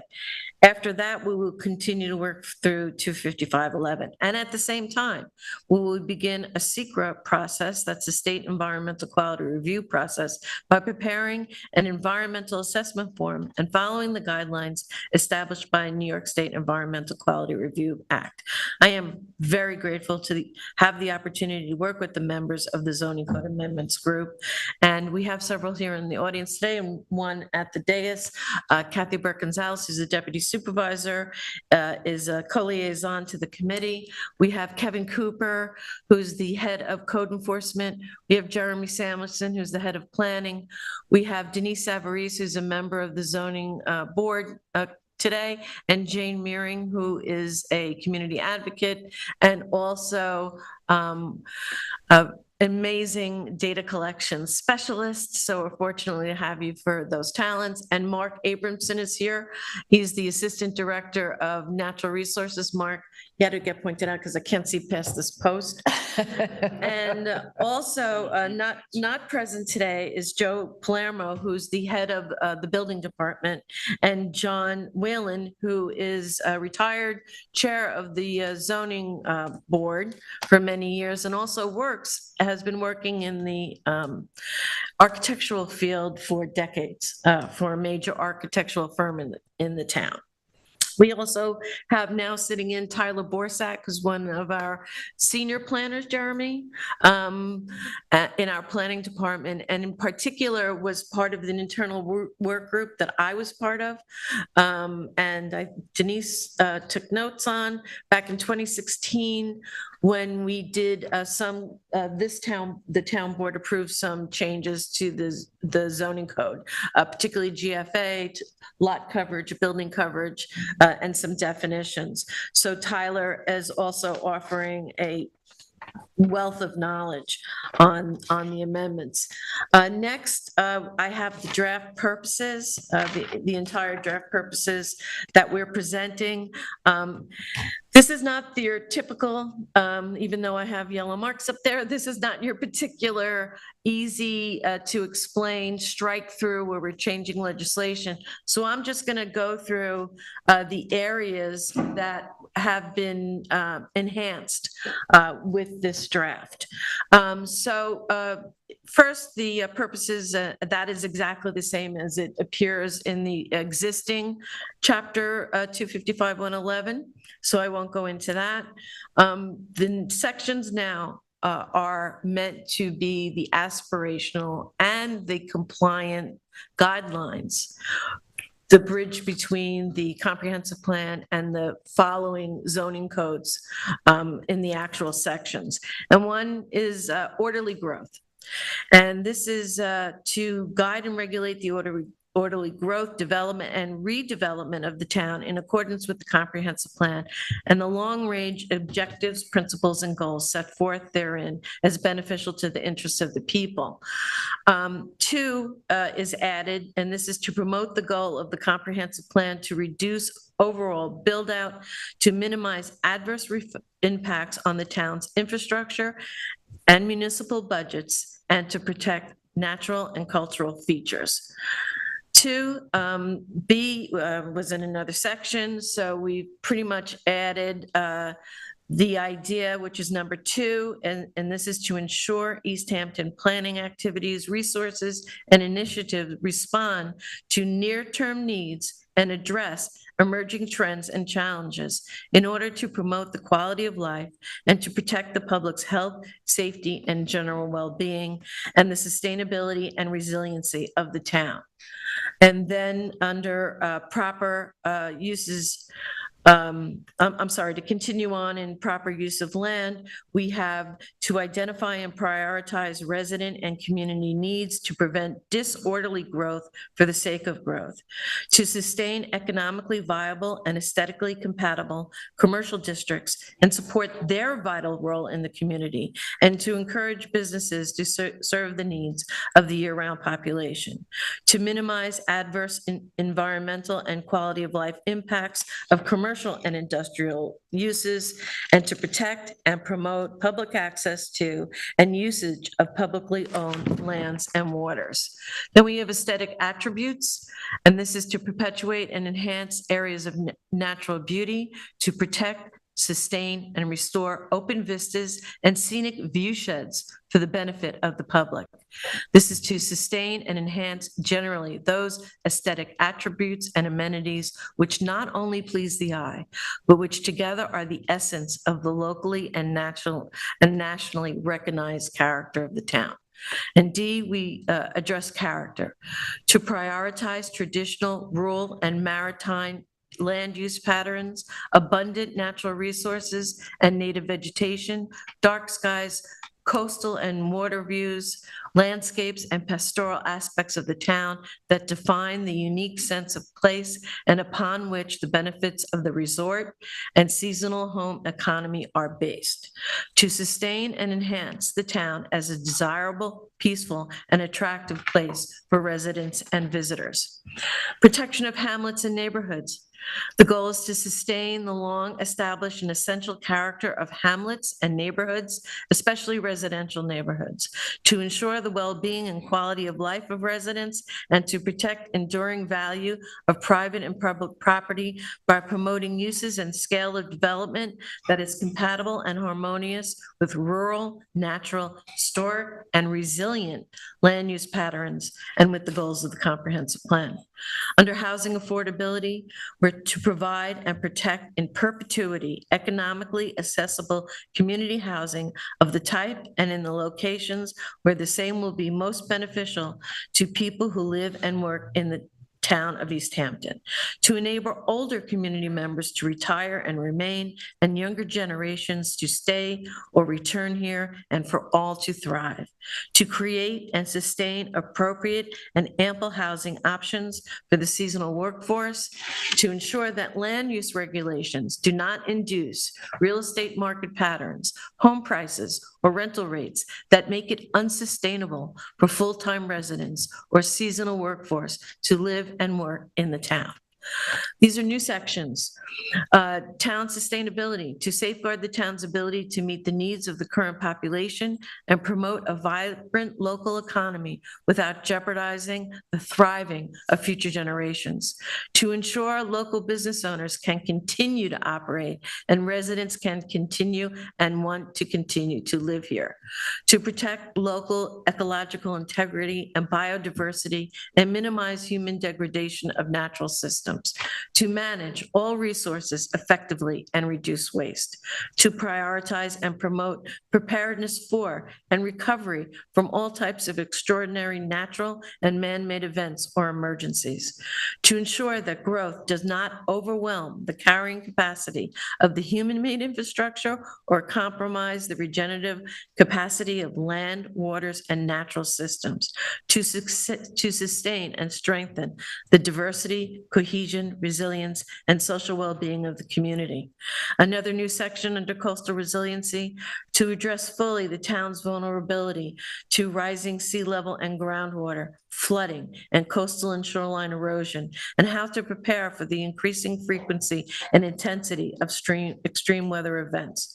To secure the town's ability to maintain essential functions and protect critical infrastructure during and recover after significant storm events, to optimize management and protections of undeveloped and developed shoreline and coastal areas and waterfront uses, to ensure the protection and expansion of important natural resource buffers, and to ensure public beach access for recreation and enjoyment, to promote proactive planning and implementation of adaptation and resiliency strategies for areas with coastal vulnerabilities, as well as coastal inland areas, to plan for migration of at-risk coastal assets, and to ensure, when and where necessary, a just transition for residents, to ensure that the town's land use policy, regulations, and decisions are forward-looking and will advance preparedness, resiliency, public safety, economic viability by judiciously restraining development of at-risk areas and assets and preventing or minimizing near and long-shore risks to property. Near and long-term risk to property. Another new section is climate change, to promote increased adoption of renewable energy resources and reduce dependence on fossil fuels, as well as conservation of energy and non-renewable resources, reduction of consumption and waste, and minimization of polluting and deleterious emissions and effluents. To make climate mitigation a guiding principle and objective of all municipal operations and aspects of town business, as well as all policy, planning, and zoning decisions, so that residents can live within the constraints of the environment and climate change.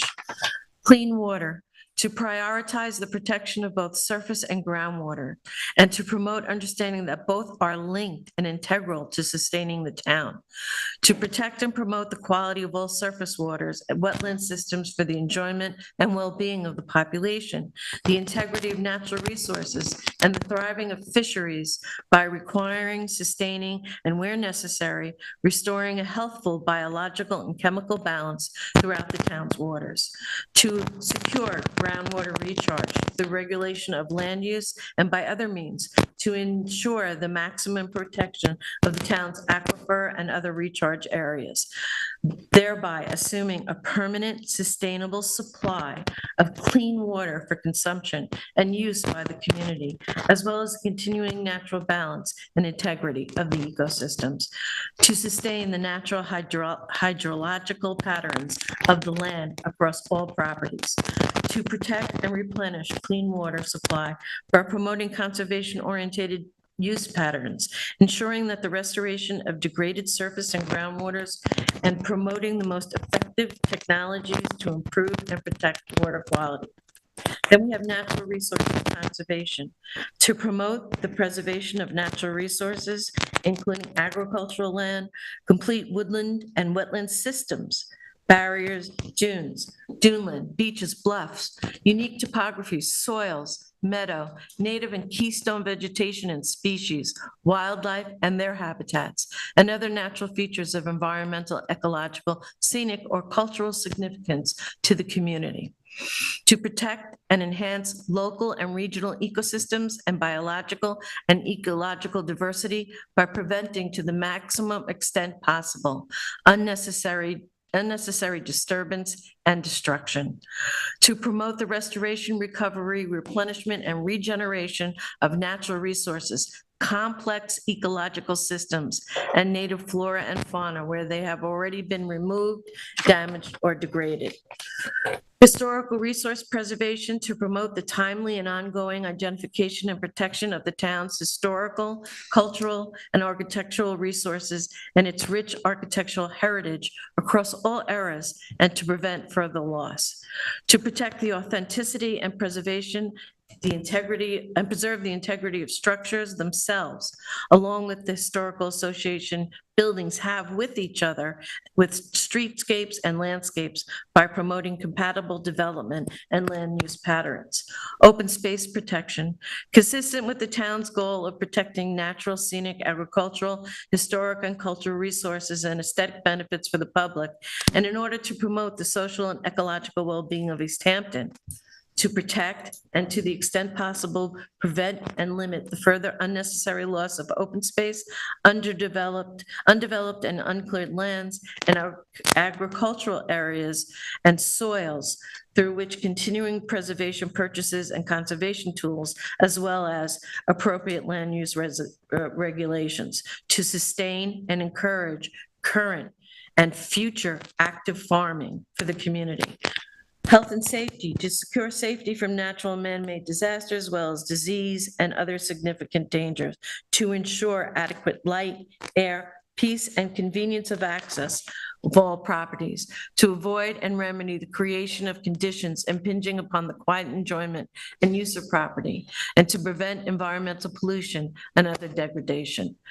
As far as density and congestion, the comprehensive plan recommends to avoid the undue concentration of structures and occupancy, to avoid the danger of overcrowding, to lessen and where possible to prevent traffic congestion, to promote and protect orderly movement and the ability to bike and walk easily and safely on streets, roadways, and highways across the town. Appropriate review to ensure comprehensive and accurate local government review of building, development, and land use proposals, while to the extent practicable, providing streamlined, efficient, and timely review. To promote effective communication and proper coordination across town departments, committees, and boards, as well as with county and state regulations and agency, and to collect and analyze data as a foundation for planning and decision-making, and to make that information appropriately transparent to the public to enhance their understanding and engagement. And finally, property values, to conserve the values of buildings, to promote the economic vitality of established commercial centers, and to sustain the value of land generally throughout the town. So these are the proposals that we have, the recommendations to changes to the purpose of zoning that we have made. I think on the next page, Nick, if you just go up, you'll see the existing purposes, and you can walk through these and you can compare the differences to what's proposed and what was existing. And I don't think that these purposes have been updated or any of this has been updated since the 80s.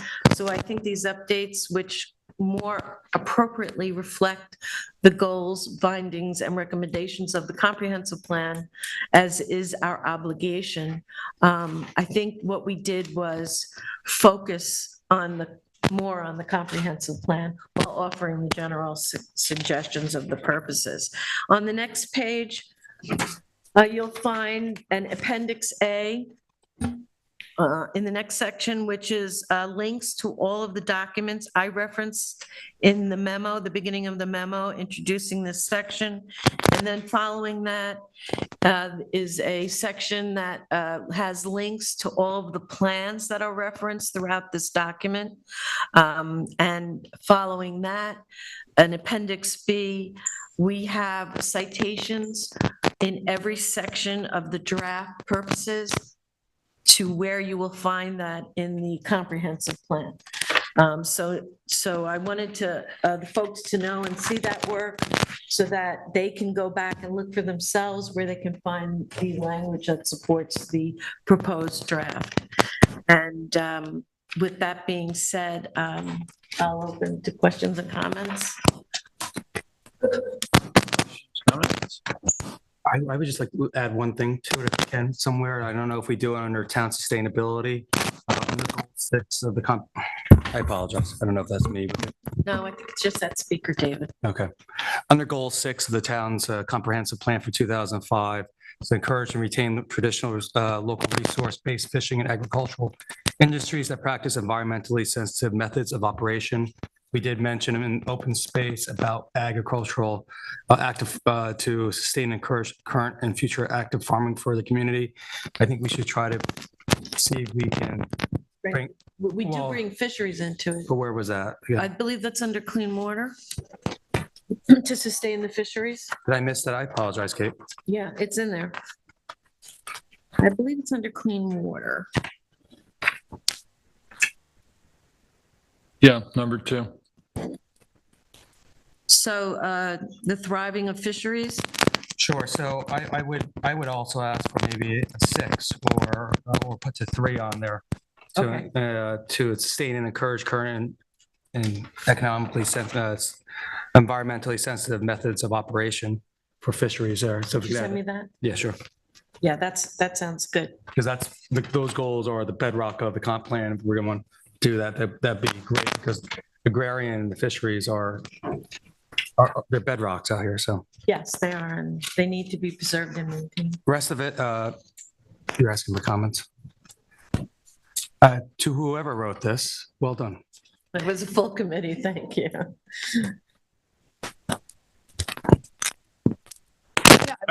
It was a tremendous process. I mean, and it's only just starting. It's very exciting, and it's nice to see how it was embraced today in public comment from folks. And I think, Kate, the way you've laid this out, when you get to page 12, it has the links to all of the plans. You had said earlier in your opening that, we've started with the comprehensive plan, and over the years, and since we've been on the board, we've added the climate action plan, we've added the Hamlet studies, the CARP, Coastal Assistance and Resiliency Plan, and Community Housing Fund Plan. And, it's a long time coming that we need to now use those plans and integrate it into our purposes of zoning. And, the way this is spelled out for the community, I think it'll be helpful for them to see where the language came from. I know, during the process, we met every week for 90 minutes or more every Monday morning. And it was just a tremendous give and take, and we didn't always agree with each other, and we always managed to find a way forward. And it's an exciting process, and the community, as you saw today, appreciates the work that's being done. Yeah, I also want to, all the subsequent plans are extremely important and not reflected. I don't know if the comp plan actually itself is properly reflected in any of the zoning codes, but I'll hold it up because I love to do that. But the actual work that the town did on this comprehensive plan, and a shout out again to Sylvia Overby, and that was when I first met Sylvia. She was volunteering and leading one of the circles. Today we call them charrettes. But this was a multiple year studies and input. Peter, you were there as well on this plan, and it's a fantastic plan. And I suggest that everyone reads the recommendations and how they came to those recommendations. It is extremely representative of what this community is. I just wanted to say that, it's alluded to and it's discussed and it's highlighted. B6, the protect and promote public access to and usage of publicly owned lands and waters. And, that's crucially important to our town, the ability to have access, continuous access and passageway along our waterfronts and shorelines is absolutely critical to our economy, to why people want to be here. And this is a resource that's owned by each of one of us. We have that right. That's our beach. And I think that's an area that we will really need to focus on to preserve and protect, because there are a number of threats. Erosion is obviously one of them. There was the purpose of having major setbacks from waterfront was just that, to allow and ensure that there would be beaches that you could continually walk from one place to another. And with coastal structures, some of which are not even permitted, you can see very clearly that that public beach has been taken from us. And you can no longer walk continuously on certain beaches because of that issue. That's something that I know the board's cognizant of and we're trying to deal with, but that is an area in the zoning code that we will really need to focus on heavily to ensure that we will have public access and continuous access and passageway along our ocean and bay fronts, harbors, creeks, etc., in perpetuity, because that is one of the most precious resources that we have here.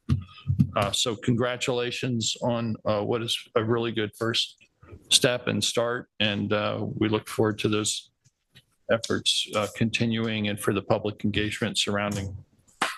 For communication and outreach, do we have are we on the what town's, sorry, long meeting, town's homepage yet? No, but we will be right after this meeting. We're going to do it under current town projects, right? Right. We're going to add Yep. in the zoning. And in there, in the preamble to that, I know you have the next steps here for individuals that want to continue in this engagement, how they can continue in that, where their participation is going to happen more robustly. And so Yes. as we've heard, there's individuals that want to participate when the timing is right. Yes, and that's such an important part of the process before we bring anything to public hearing, that I look forward to those engagement sessions here with the work group in the evenings where folks can come in after we disseminate, after we give out the drafts. And I'd like to present this, and I think SECRA demands it, that we present this as a full draft of Chapter 255 when we start the SECRA process. We can't do segmentation. I wouldn't agree with it anyway.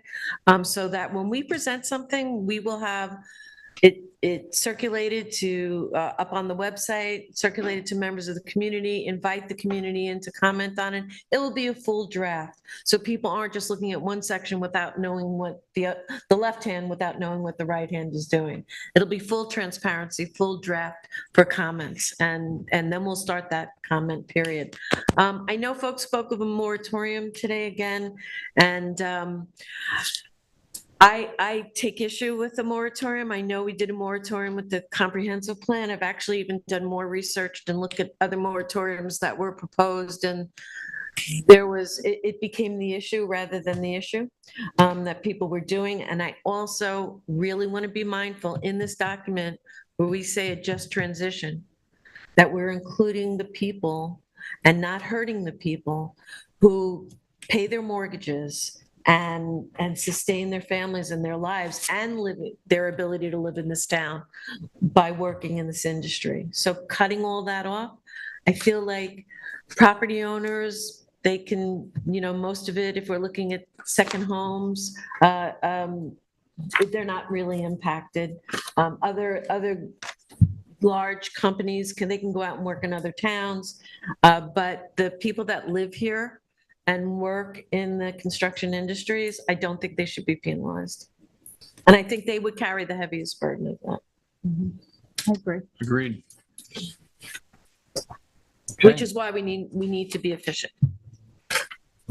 That concludes our topics of discussion for work session. We'll now go to liaison reports. I'm going to carry my liaison report over to next week, given that it's 3:00.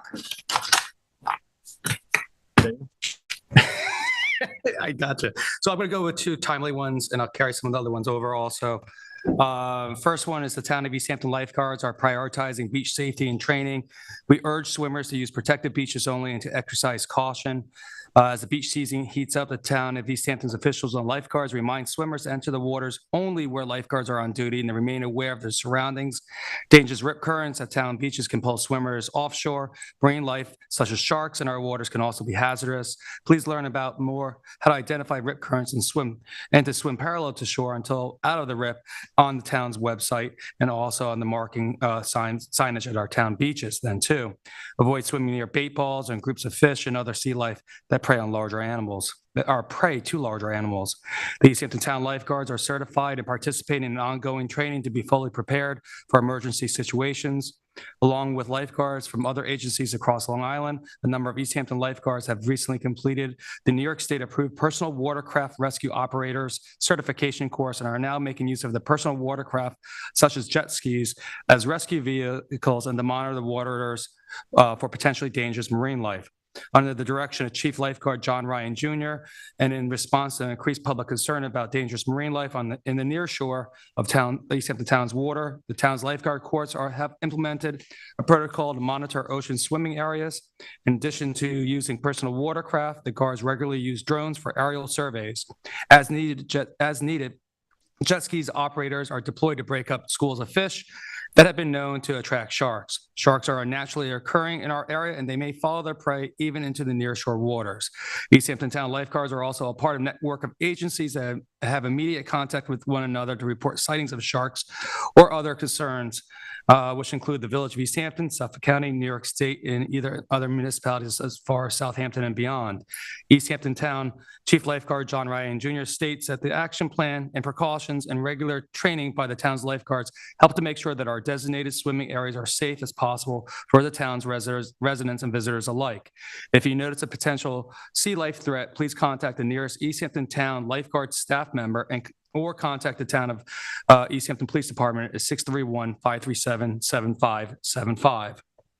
Next, this is an initiative that the town board is moving on. It would be our East Hampton Town reinforces the New York State Move Over law. Motorists must yield for emergency responders with red and blue lights, and also the courtesy lights. We were asking them to courtesy and move over for red and green lights. The surge in population as we go into the summer season has indicated concern. We have indicated concerns due to the increased amount of traffic. Therefore, our temporary roadside informational signs will be strategically placed in the township to raise awareness and enforce the New York State Move Over law. The regulation protects law enforcement officers, emergency workers, tow and service vehicle operators, and other maintenance workers stopped along the roadways. When approaching an emergency or hazard vehicle stopped on the side of the road, displaying a red, blue, or green light, or even yellow lights, drivers are required to reduce speed and navigate carefully around the entity. On roadways with multiple lanes, drivers are required to move directly out of the lane adjacent. Likewise, it is imperative that motorists are mindful of the blue and green courtesy lights used by our volunteer corps of on-call firefighters, EMTs, and ocean rescues. Red and blue lights are affixed to law enforcement vehicles, but the blue lights are affixed to motor vehicles owned by volunteer member of the fire department. Green lights are affixed to motor vehicles owned by members of the volunteer ambulance service, as well as members of the ocean rescue services. These courtesy lights are used as a request for right away when volunteers are responding to an emergency. Yielding to first responders ensure that they can reach the destination in a safe and timely manner. Motorists are advised to please be extra cautious and keep this information in mind. Frequently checking rear and side mirrors is an important practice that will not only ensure safety while operating a vehicle, but also alert drivers to the presence of law enforcement officers, volunteers requesting the right of way when responding to an emergency. Red, green, or blue lights, move to the right. And I'll be honest, this is one of my biggest pet peeves I've seen this summer driving around here, is that there's a lot of individuals that don't have volunteer EMTs or fire departments, maybe from areas where they might live year round. We are a volunteer-based agencies out here. The green and blue lights are our volunteers trying to protect your life or your friend's life, your family member's life. Please yield to them and give them the courtesy that they demand and deserve. And I thank the town board for supporting these roadside informational signs, I know is well welcomed by our emergency EMTs, fire commissioners, and chiefs. So thank you. David, thank you for that. I would ask that Uber changes their blue light. I Thank keep you. pulling I'm over. on that now too. I'm pulling over for Uber. Yes. And thinking that it's one of our volunteer firemen, but I'm also, when I pull over for a volunteer fireman, the cars behind me are not pulling over and just totally Right. disrespecting it. So- And it's so frightening to think that we can't just pull over for a second. So I am outreaching about the blue light that you're seeing Ubers in the front there then too. I pull over all the New time and York it's an state Uber. law, and then also how we may be doing a local law too. So Kate, thank you for reminding me of that. And with that, I yield to you, Kate. Okay, so I'm also gonna cut my, I did attend the Wayne Scott CAC, and I'll report on that in my other committees next Tuesday. I just have, in terms of what David's talking about, I would like the public to pay attention. I have a very short presentation. And this is a new sign that the Litter Action Committee has put up on the state highway by the rest stop there. And this is to remind people to please don't trash East Hampton, to find a receptacle for where you can put your garbage or bring it home and dispose of it properly. And the reason why the committee, the next slide, the committee set this sign up there in the rest stop, and you can see them working on it. I thank them again. The East Hampton Litter Action Committee is certainly action, and I think it's a great message. Just please don't do it, no mas. And on the next slide, right there, this is what the side of the road looks like on Montauk Highway. Next slide. This is what it looks like at Maidstone in the morning, and I have pictures of the town crews responding immediately at first light of dawn. But why? I don't understand why you folks should be taking their garbage with them. They don't belong on our open spaces. Next slide, and this one confuses me to death because the garbage pails are empty, yet the trash is thrown on the ground. And then just another very quick one, last one. This is, and the one after it, this is some vandalism. And David, again, this is why I support your pilot program on cameras. No matter how much we beef up the patrols, and they are beefed up in these areas, this is an action that is abominable and shouldn't be happening. If you live and if you visit here and have any respect for the beauty of our town. And this was Maidstone Park. That was Maidstone. By the pavilion. It's the definition of insanity. Yeah. The picnic tables are there for people to enjoy, and the restrooms are for people to use when necessary, and they belong to the public. They belong actually even to the people that are attempting to deface and destroy them. And I implore folks visiting and living in the town to just take that moment to think about what this means for us. And if you see any kind of activity like this, please call the police department right away. Yes, actually, exactly. And with that, I'll end my report due to time.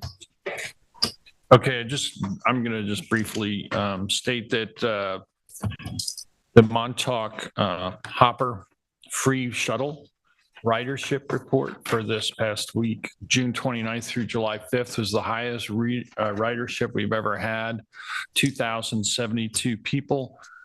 Think of the number of parking space available and reduction of demand for parking and traffic because that many people are now using that free shuttle that we instituted back in 2017 with the support of the town board. That is ongoing and a great thing. ACAC met last night. It was not able to attend, but they relayed a couple of concerns. One of the members was concerned about buses parking in front of the Talk House where it's no parking. I know that's been a long time pattern, and I think there's been deference made to those traveling vans or whatever that come up. There's no commercial parking of trailers and whatnot in the Amagansett lot, so there's been sort of an accommodation, unspoken, but maybe we should look at making codifying that exception. Alleyway there is needs a little attention by buildings and grounds, as well as the parking lot, and the solar lights are out in the new lot. So we need to look at that. The FIMP, Army Corps of Engineers, will be opening the bids on the FIMP project for 450,000 cubic yards of sand on July 13th. And the Community Housing Advisory Board will be meeting tomorrow to discuss guidance on which projects should get priority and how to maximize the use of CPF monies. They have a very full agenda, lot of different things to discuss underneath those two headings. And I'm not going to belabor the liaison report given the time. And we do have a few resolutions to offer. Kathy, I believe you have I do, first. starting with Resolution 2023-984. It's a waiver of fees for the East Hampton Historical Farm Museum. And we're looking to waive any and all building department fees associated with the construction of the shed and barn that we had discussed a few months back. Second. All in favor? Aye. Aye, passed, carried. I'd like to offer Resolution 2023-985, promotion to construction equipment operator Dwayne Forrester, promoted to full-time position, CEO, hourly rate of $34.04, grade 25 off step, annually at $70,806.94, retroactive to 6/14/2023. Second. All in favor? Aye. Passed, carried. 986, and the probation for Katrina Corey Cunningham. Her probationary period ended in March 5th, 2023. Second. All in favor? Aye. Aye, passed, carried. 987 is approved installation of the HMS clothing kiosk at Fort Pond Bay. Town board is authorizing Long Island acceptance of a donation and installation by the Long Island Divers Association to place an informational kiosk. I wish I was on a kayak. At the site of the British warship HMS Culloden. Second. All in favor? Aye. Passed, carried. 988 is a notice of RFP EH 2023-110 appraisal services for land acquisition department for CPF and Housing Community Development Department. Proposals availability is July 13th, 2023 and due back on August 3rd, 2023. Any questions, please contact our purchasing department at 631-324-4183. Second. All in favor? Aye. Passed and carried. And I have Resolution 989 to appoint Laura Young to temporary administrative assistant for the Zoning Board of Appeals. And this is where Laura Young is a 40-hour per week full-time administrative assistant in the Fire Safety Inspection Division. And whereas the town would like Laura to assist in the training of the new ZBA secretary, a post that Laura previously held, and to attend night meetings for the period retroactive to July 10th, 2023 through August 31st, 2023. Resolved, Laura is appointed to the temporary part-time position of administrative assistant to the Zoning Board of Appeals at an base hourly rate of $31.63 upon retroactive to July 10th and through August 31st, 2023. Second. All in favor? Aye. Passed and carried. And this is 990 to submit a grant application for a LWRP planning project. And this is where the town is undertaking a project to create a framework, draft model codes, and scenario planning to protect the downtown Montauk economy and natural resources. And this is where the town currently has projects from vendors of $800,000 to complete said work. The town currently projected cost from vendors of $800,000 to complete the work. The town is eligible to apply for a grant through the 2023 Consolidated Grant Funding Local Waterfront Revitalization Program. Town's required to provide a 25% match for the project, which will be provided through in-kind services in the amount of $200,000. Be it resolved that the town of East Hampton will submit a grant application through the Consolidated Funding Review in the amount of $600,000 for the LWRP planning project. Second. All in favor? Aye. Passed and carried. 991 is to increase Cap Rangano LLC as environmental consultant in 2023. Whereas pursuant to a prior resolution, Regano LLC was retained to provide legal services for the town fiscal year 2023. The legal fees and expenses were authorized not to exceed $100,000. Therefore, the town has determined that an increase in the cap on expenditures is now needed as matters are still pending regarding the East Hampton Airport. Be it resolved that said legal fee shall be paid in the amount not to exceed $150,000. Second. All in favor? Aye. Aye, that's carried. Resolution 992 is to authorize payment to Dime Abstract LLC for easement search. There's a typo in the title. The amount is $400, and this is for research at 8 Old Montauk Highway. Second, but the typo corrected. Aye, that's carried. We have Resolution additional 20 resolutions. Resolution 2023-993 is a payout upon retirement for Susan Trotman. Sue has served our seniors for the last 28 years. She was first appointed in 1995 as a part-time senior bus driver at $6.30 an hour. Then she moved on to be a full-time bus driver, and then in 2017, she was appointed senior citizen bus services supervisor. She retired from her full-time employment effective May 26, 2023, and audited time records indicate that she has accrued sick time, compensatory time, and vacation time. So we are saying now that Sue Trotman, as a final payout, will be a gross total of $45,279.06, and we are beyond grateful for Sue's dedicated years to our seniors in East Hampton Town. Second.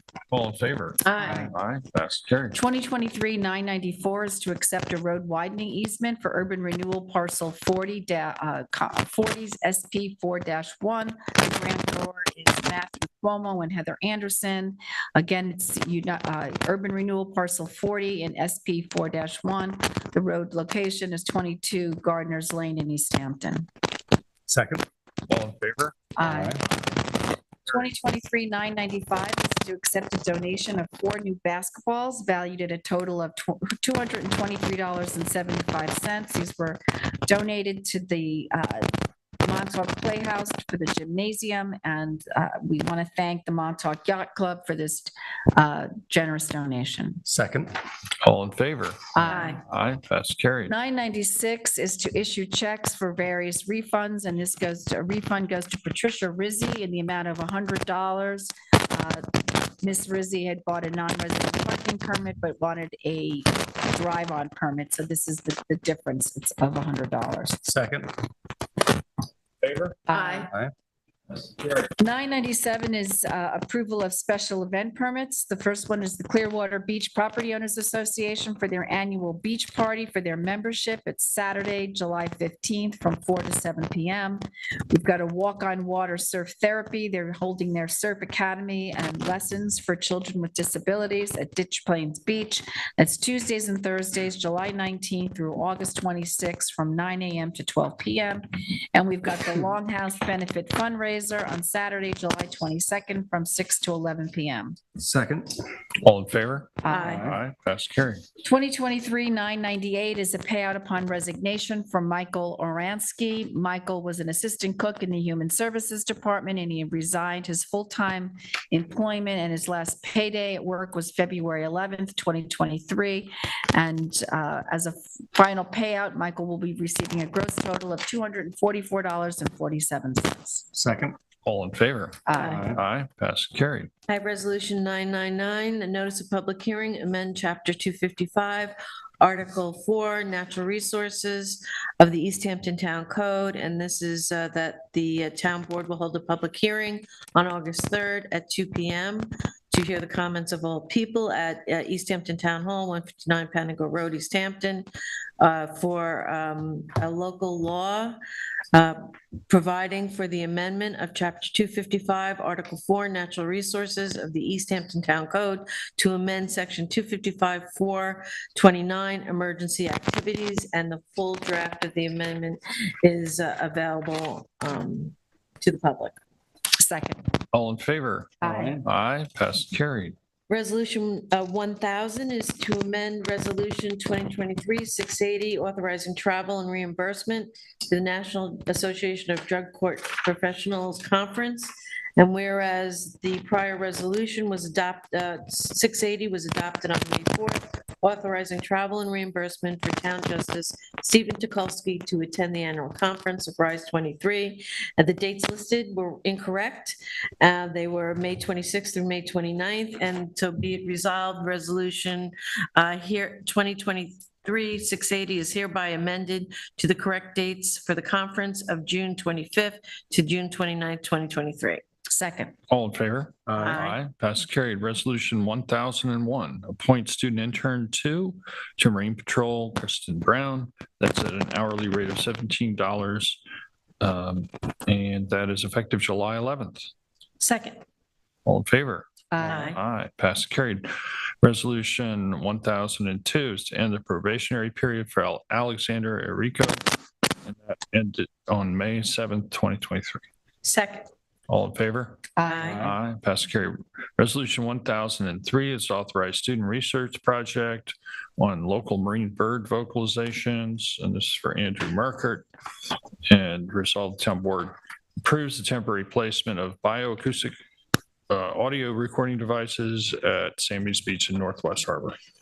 Second. All in favor? Aye. Aye. Pass carried. Resolution 1004, excuse me.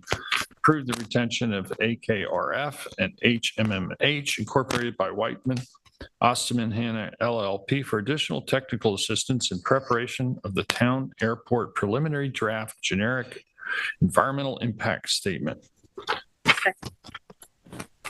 Just want to read the amounts. I'm sorry. I had to flip the page. So AKRF will be paid a lump sum of $32,000.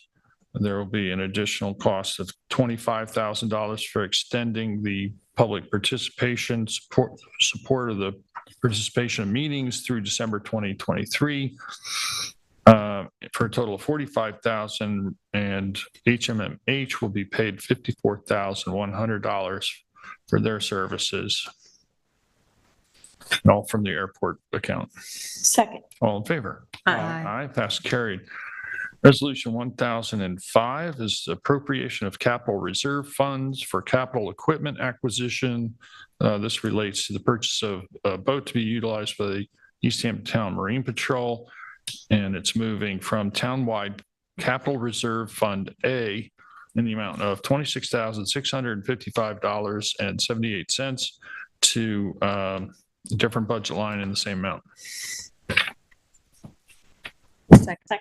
All in favor? Aye. Aye. Are there any other matters to bring before the board? Well, I just wanted, this Saturday, we welcome the Wounded Warriors to the town of East Hampton for Soldier Ride, and I just want to, wish them a good and safe trip.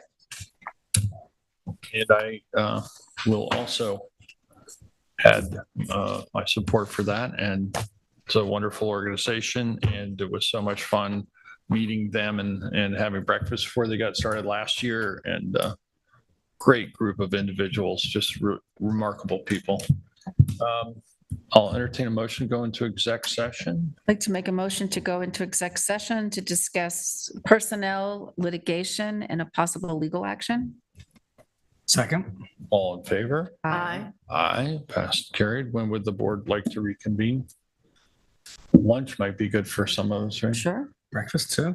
Breakfast too? Should we go right to dinner, Rob? What do you think, man? Maybe just go right Could to be. dinner, Dave. Be dinner. 4 o'clock? Yeah. I mean, we have a lot on that agenda. I don't know that we'll get through it. So 4 o'clock then? Fine. Okay. Thank you all. Stay safe and be well. Thank you, LTV. Thank you very much.